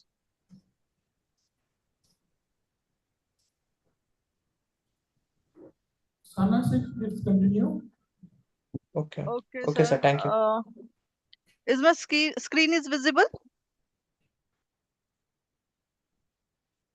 Yes, Hello. It is visible. Make it full screen. Okay. Make it in a slideshow.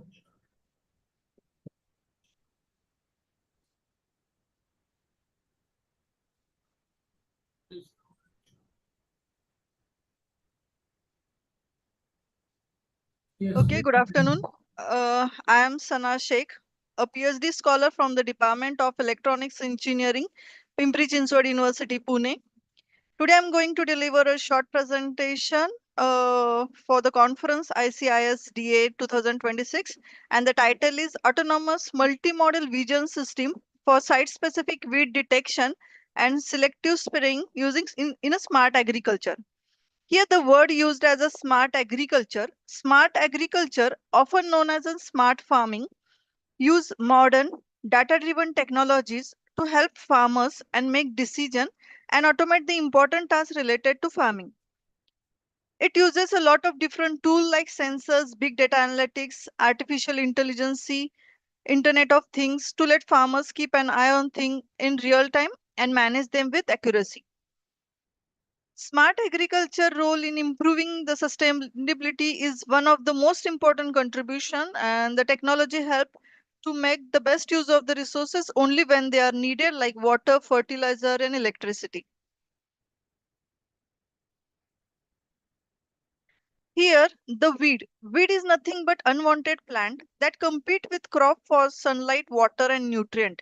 If not controlled, they can reduce the crop yield by up to 43%, causing food shortages and financial loss. Traditionally, farmer used herbicide, that is chemical are sprayed throughout all the farms, manual removal, then polling or tilling are the mechanical tool. But because of this, it harm the environment and the human health, are costly or labor intensive, sometimes damage the crop by themselves, have created a herbicide resistance to weed. And here agriculture support over 70% of the Indian population, yet many tasks like weeding are still manual. So this creates a labor issues and low productivity.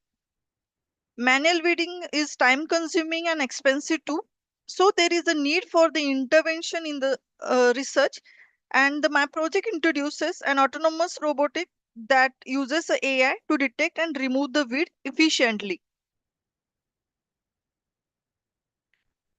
So from the existing research, we identified the three major gaps. First, there are limited publicly available data set containing different crop and weed condition. Second, model trained on small data set may not perform well in real agriculture environment. Third is the many studies stop at detecting the weed.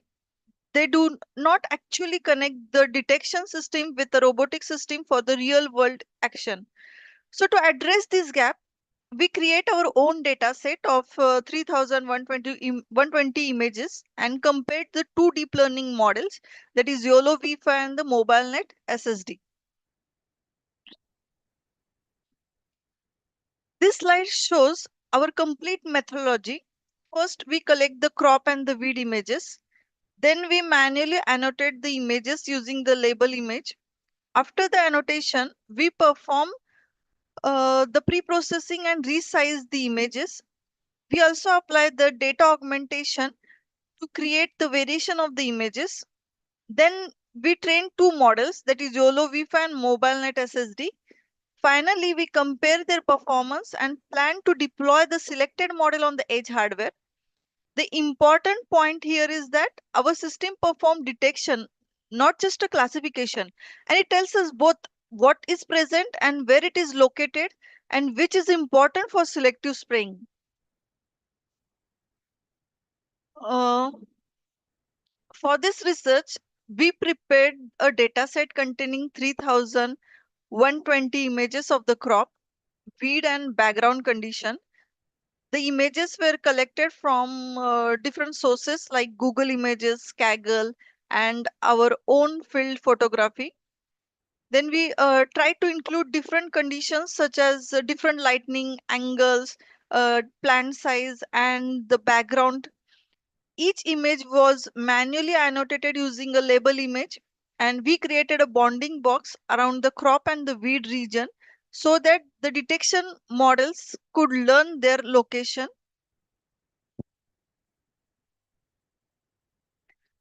And the pre-processing step, here all the images in the dataset were first cleaned and standardized.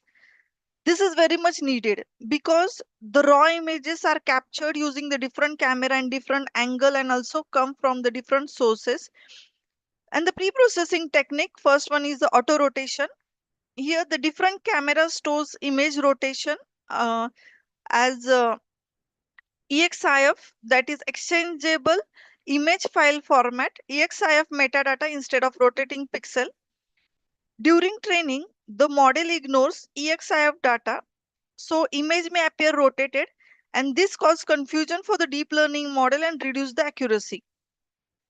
To solve this, we apply the auto rotation as a pre-processing step, that is EXIF rotation is removed and the image are converted into a correctly aligned pixel image. This ensures all the images are consistent and upright in the data set. Next one is the image resizing to 416 by 416. The second pre-processing technique which we have applied in the image resizing, since most of the images from the dataset come from the different sources, that is public repository as well as the manually collected images.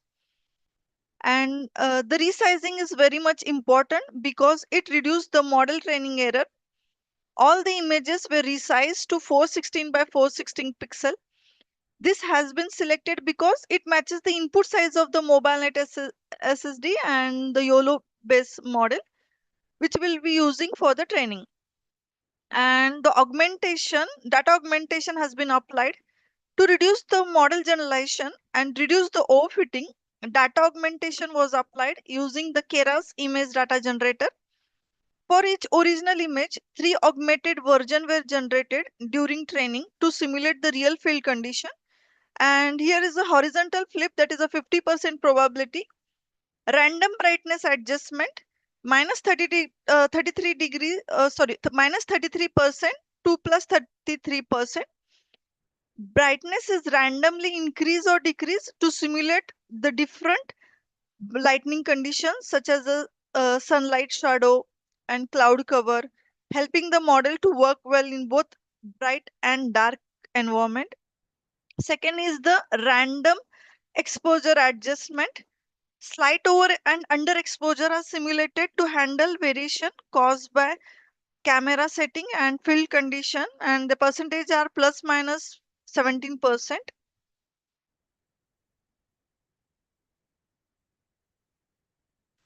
Next is the output of the YOLO model, that is configuration and the conversions of it. Here the slide shows how we trained the YOLO V5 model and how it improved during the training. On the left hand side, there are the training settings. That is YOLO V5. We used a pre-trained small version of YOLO V5, which helped the model learn faster. Then an image resize to 416 by 416 means all the images we resize to this size because it matches the input size of both the model. Then the batch size is 32. The model proceed 32 images at one time. Epochs, 150 epochs means the model learned from the complete data set 150 times, or we can say that each images is seen 150 times. SGD is the stochastic gradient descent. This is the method used to improve the model during training. Mosaic and flip. This technique create the different versions of images to help the model learn better. And on the right side, the graph is there. This graph shows how the model learned over 150 epochs. That is a loss decrease means the model is making fewer mistakes. Precision increases means the model is becoming better at making correct prediction. Recall increases means the model is finding more of the actual width. Mean average precision increases means the overall detection performance is improving.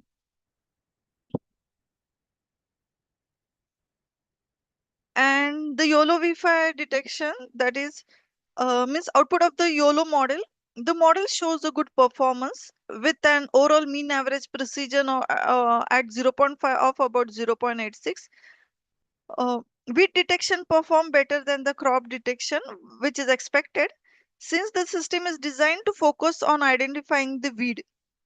The best performance is achieved at confidence threshold of around 0.49, where the model balances the precision and the recall, giving the F1 score of about 0.83. Using a moderate threshold is important because missing weed is more harmful than spraying a few extra plant. The higher weed AP indicates that the model has learned the weed feature better than the crop feature, while crop detection can be improved with more data or better labeling. So the YOLO V5 can successfully detect the weed and crop in real farm condition, but small and overlapping weed are challenging and performance can be improved with more data and focused training. The mobile net SSD, SSD stands for single shot multi-box detector, and here the confusion matrix shows that the model can correctly identify the crop plant about 97% of the time and weed about 98% of the time, which means it is doing very good job of telling the crop and weed apart in the current data set. From this, we can say that the classification ability of the MobileNet SSD model is strong. However, the MobileNet SSD is just not a classification model, it is an object detection model. This means it must not only say what the object is, object means crop or weed, but also where it is by drawing a bounding box around it. So in addition to classification accuracy, we also need to check how well the model draws a bounding box around crop and weed. For this purpose, the evaluation matrix such as mean average precision, precision recall, and intersection over union are used. This matrix tells us how accurately the object location are. Right now, the model is doing well in separating the crop and weed. Next, we need to test how accurately it locate them in real field images and how fast it work on the real edge devices. This slide compares the two model. YOLO V5 provide the stronger object localization and standard detection metrics such as mean average precision. MobileNet SSD is lightweight and gives high crop versus weed classification accuracy. Therefore, if our priority is accurate weed localization for spring, YOLO V5 is currently the more suitable option. On the other hand, if you have limited computing resources and require lightweight and fast inference, MobileNet SSD can be useful. So our overall conclusion is that model selection depend on the deployment requirement.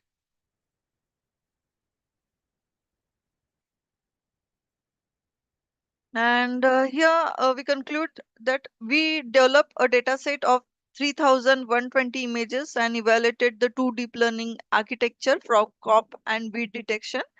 YOLO V5 achieved approximately 0.86 mean average precision at intersection of union 0.5 and the F1 score of about 0.83. MobileNet SSD achieved approximately 98% crop or weed classification accuracy. Our next step are to collect more real field images, complete the localization evaluation of MobileNet SSD and convert both model to the edge deployment devices. And after that, we will integrate the camera detection system and spraying mechanism with the robotic chassis and conduct the real-time field trials. And thank you. Hello.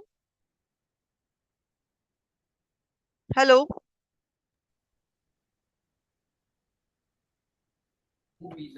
Hello. Hello. Yeah. Hello. Yes, I am audible. Yeah, thank you, Sana. It was a wonderful presentation. Thank you, sir. Yeah. Okay. Next, we have Sarala M. Sarala M, you can start your presentation.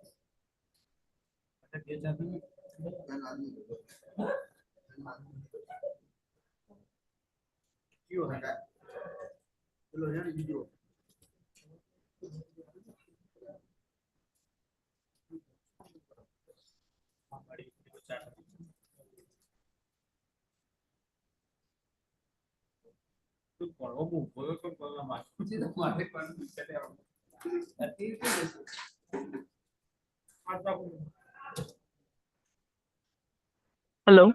Hello. Hello. Hello.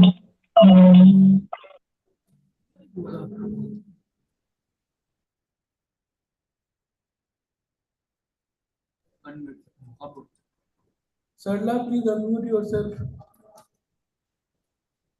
Sarla, you are not audible.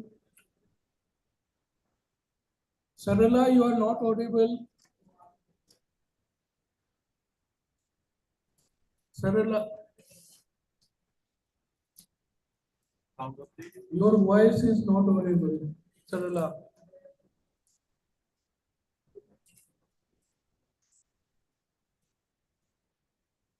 We are not able to hear you.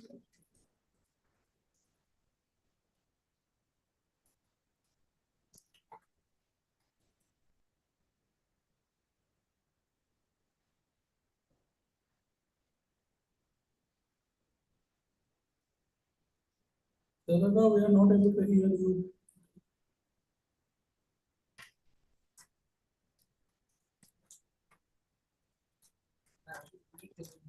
So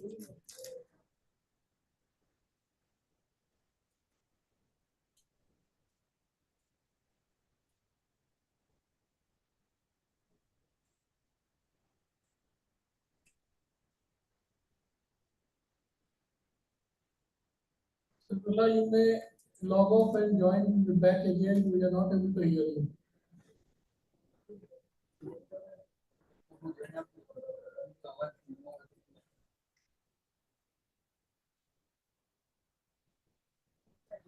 hello हाँ शाम का ही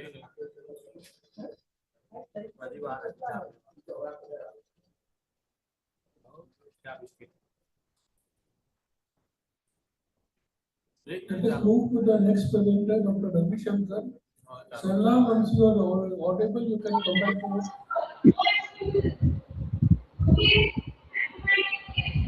Hello. Ravi Shankar. Yes, sir. Yeah, Am I audible? Yeah. My presentation is going to be pretty brief. I'll present for only 5 minutes. My actual title is Cryptanalysis of a Modified Hill Cipher, Generalized Hill Cipher, proposed by Paragas et al. From what do you call, Philippines.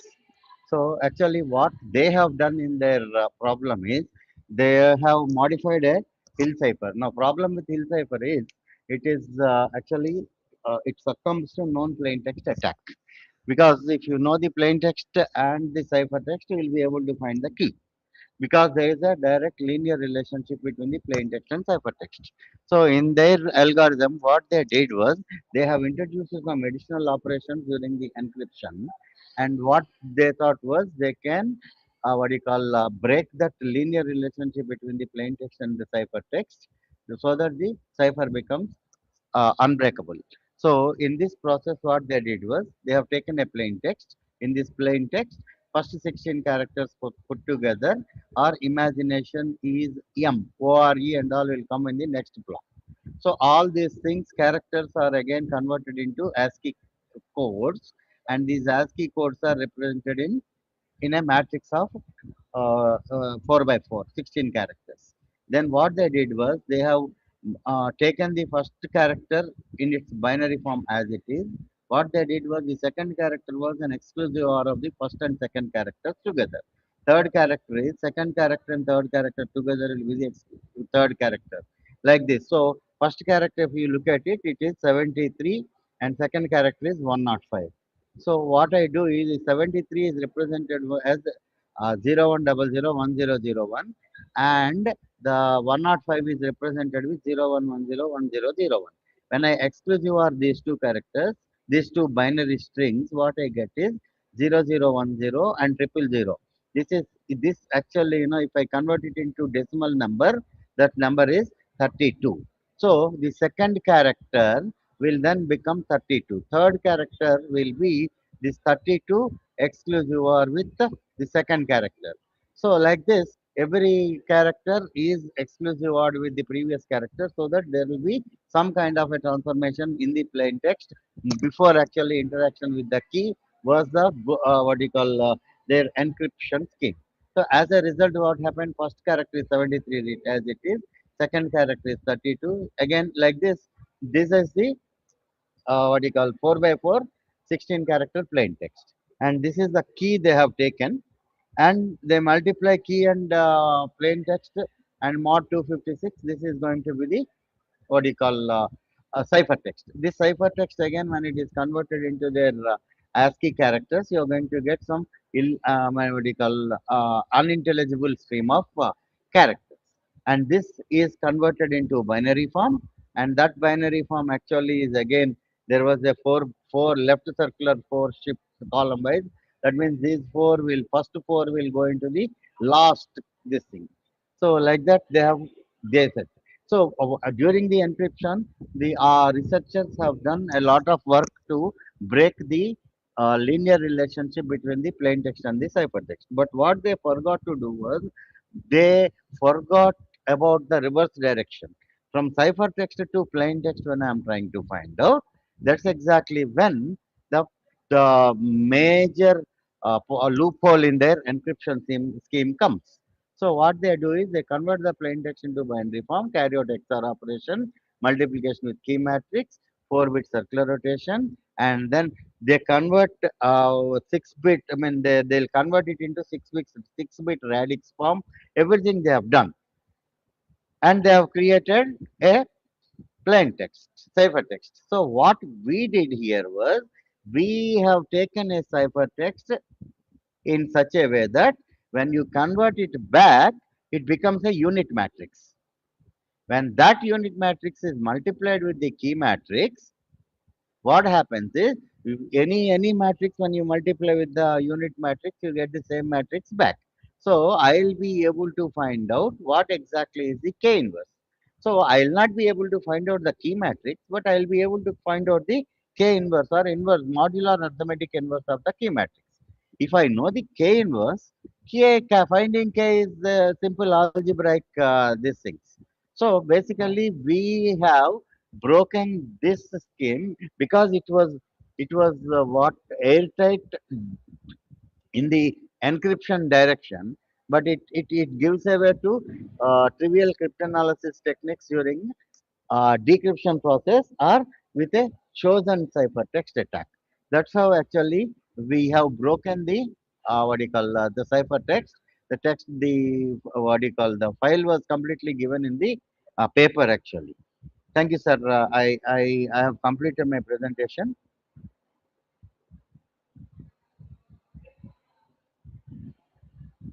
Hello. I have completed my presentation, sir. Thank you. Okay, thank you, sir. Thank you, sir. I'm leaving. Yeah. Thank you. Sarala, you can start presentation. Yeah. You can start. But you are still, we are not able to hear you. Mute. Sarala, you are on mute.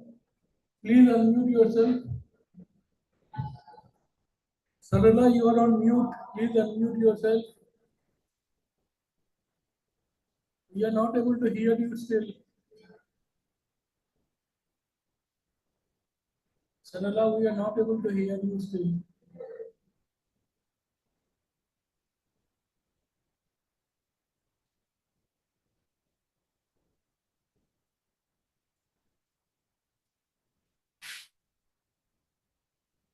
Please check your system settings. If your speaker is off from your system, we are not able to hear you.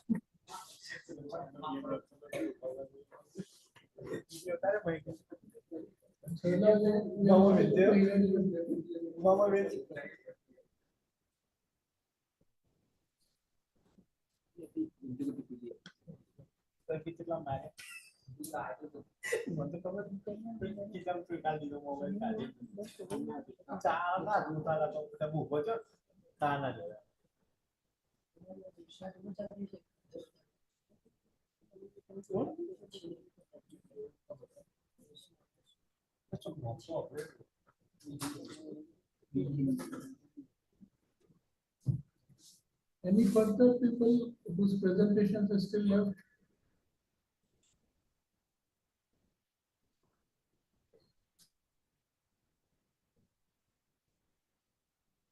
Okay, Shala, you can unshare your screen. We are not able to hear you.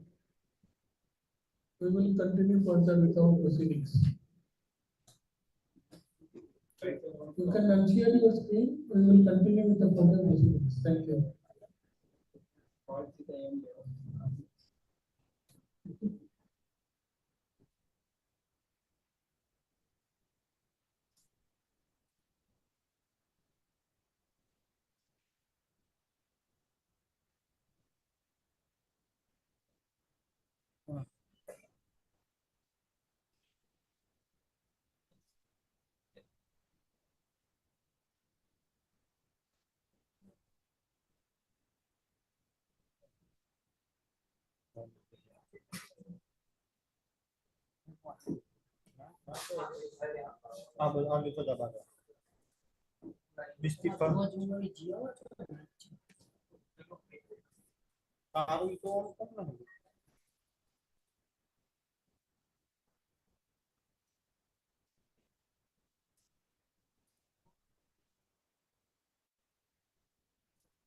પટી ગયો મેં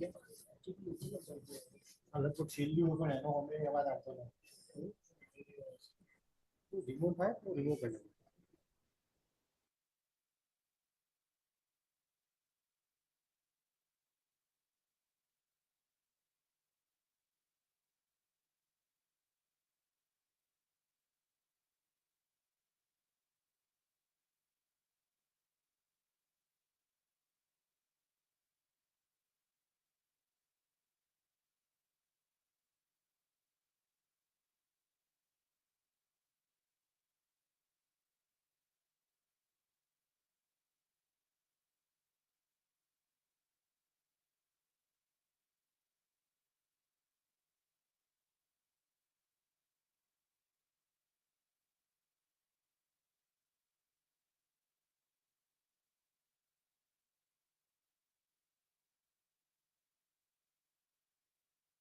Hello.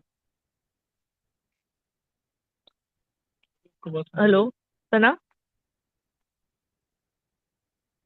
Sala? Sala is Sana? Sala. Hello, Sala. Can you hear me?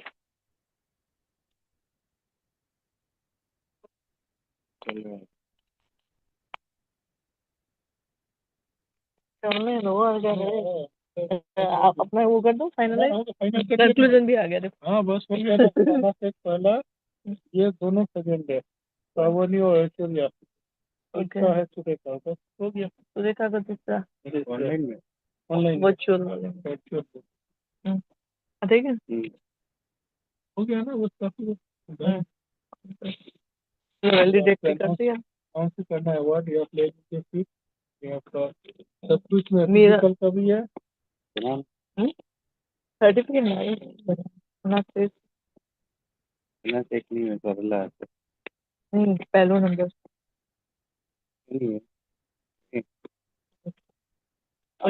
Sir બનાવશે ને online આવશે हाँ બનાવશે પણ announce તો કરવું પડશે ને મારે મારી જોડે જ રાખે ને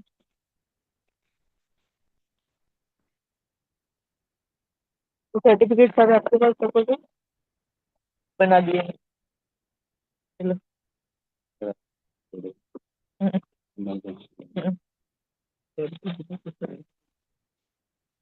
कुछ करना नहीं वेल नहीं करना भी बस देना है सर्टिफिकेट और ये विनर अनाउंस कर देते हैं ना विनर सीधा। अनाउंसमेंट और उसके बाद ये है ना list of the conference vote of संगीत के बाद वो कर दो वैलिडेट की तरह कर दो तुम्हें हाँ हाँ ये और दे दीजिए या वैलिडेट कर दो पहले ये आएगा ना या पहले वो कीजिएगा कौन सा पहले ये वैलिडेट है ना ये तो सारा कुछ नहीं बोलते कुछ नहीं चाहिए मैं करके फिर विनर अनाउंसमेंट कर देती हूँ और फिर आप वोट ऑफ थिंग्स कर दो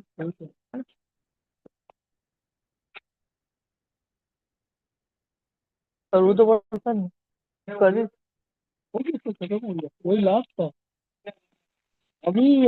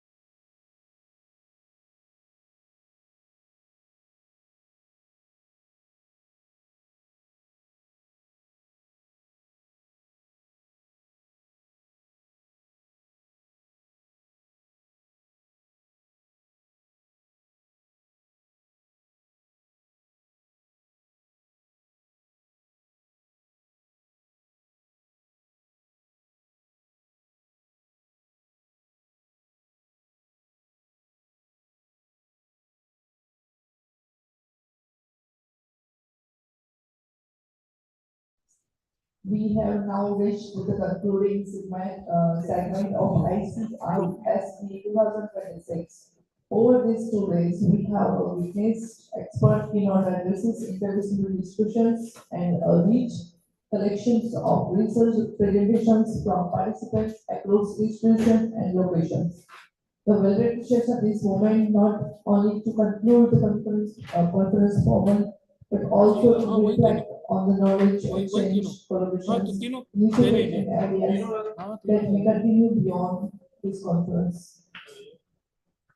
वो नहीं चाहिए, वो बाद में.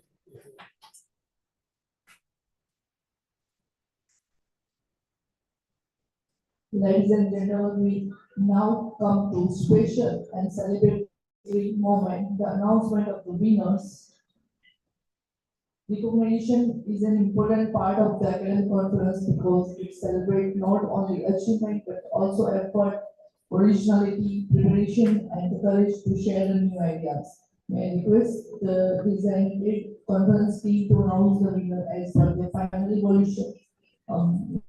Barrister, please come on the stage and to give the prize to the winners.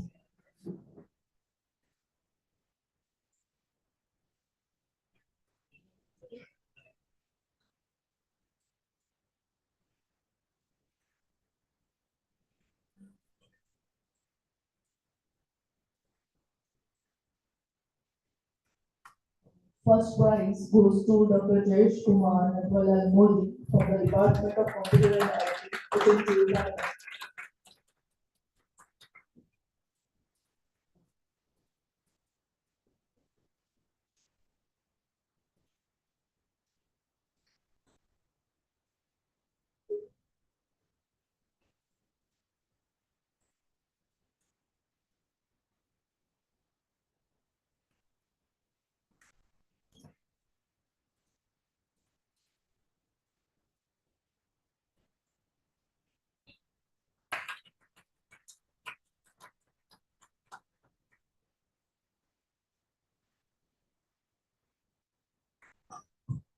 Second prize is to Dr. Gunnar and Dr.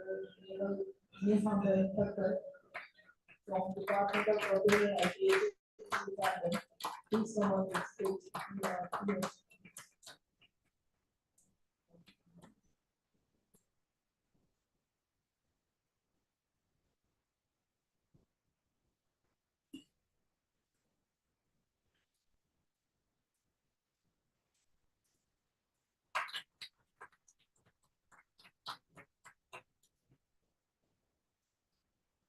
First prize goes to Vedant Shivama from the Jaipur National University, Rajasthan.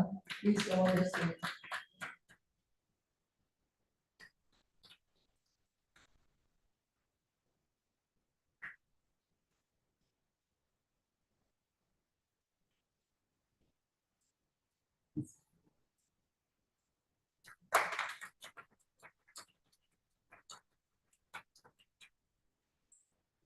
All the volunteers, without them, this conference is totally incomplete.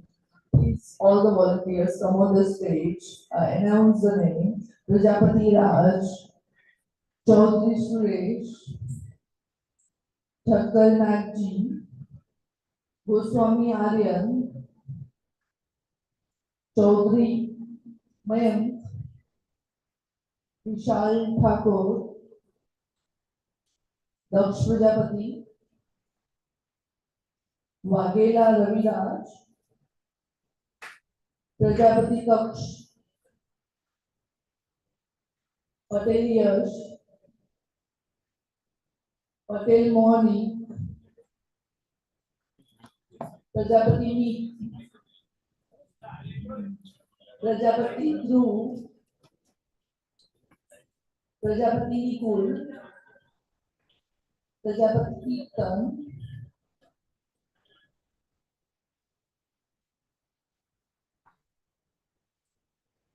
कोई तो रह गए हो तो माफी रख दो Sharma state.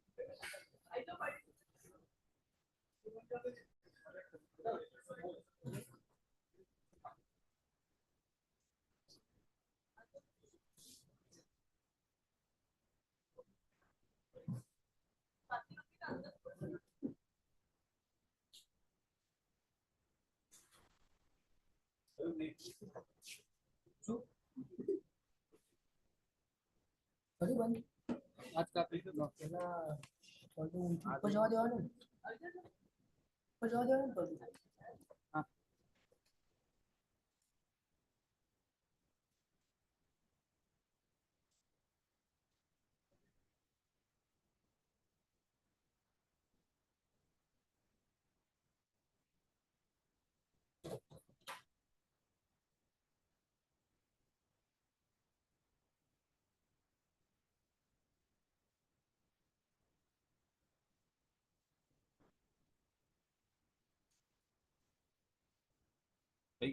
જે લોકો અહીંયા પ્રેઝન્ટ છે એ એમનું સર્ટિફિકેટ લઈને જશે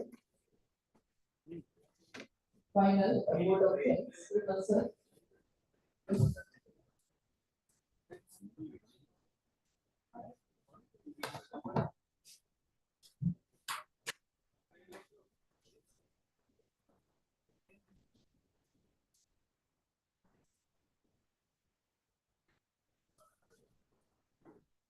Our virtual participants, first winner goes to Shanashe from the PP Chinchwad University, Pune. On the second position,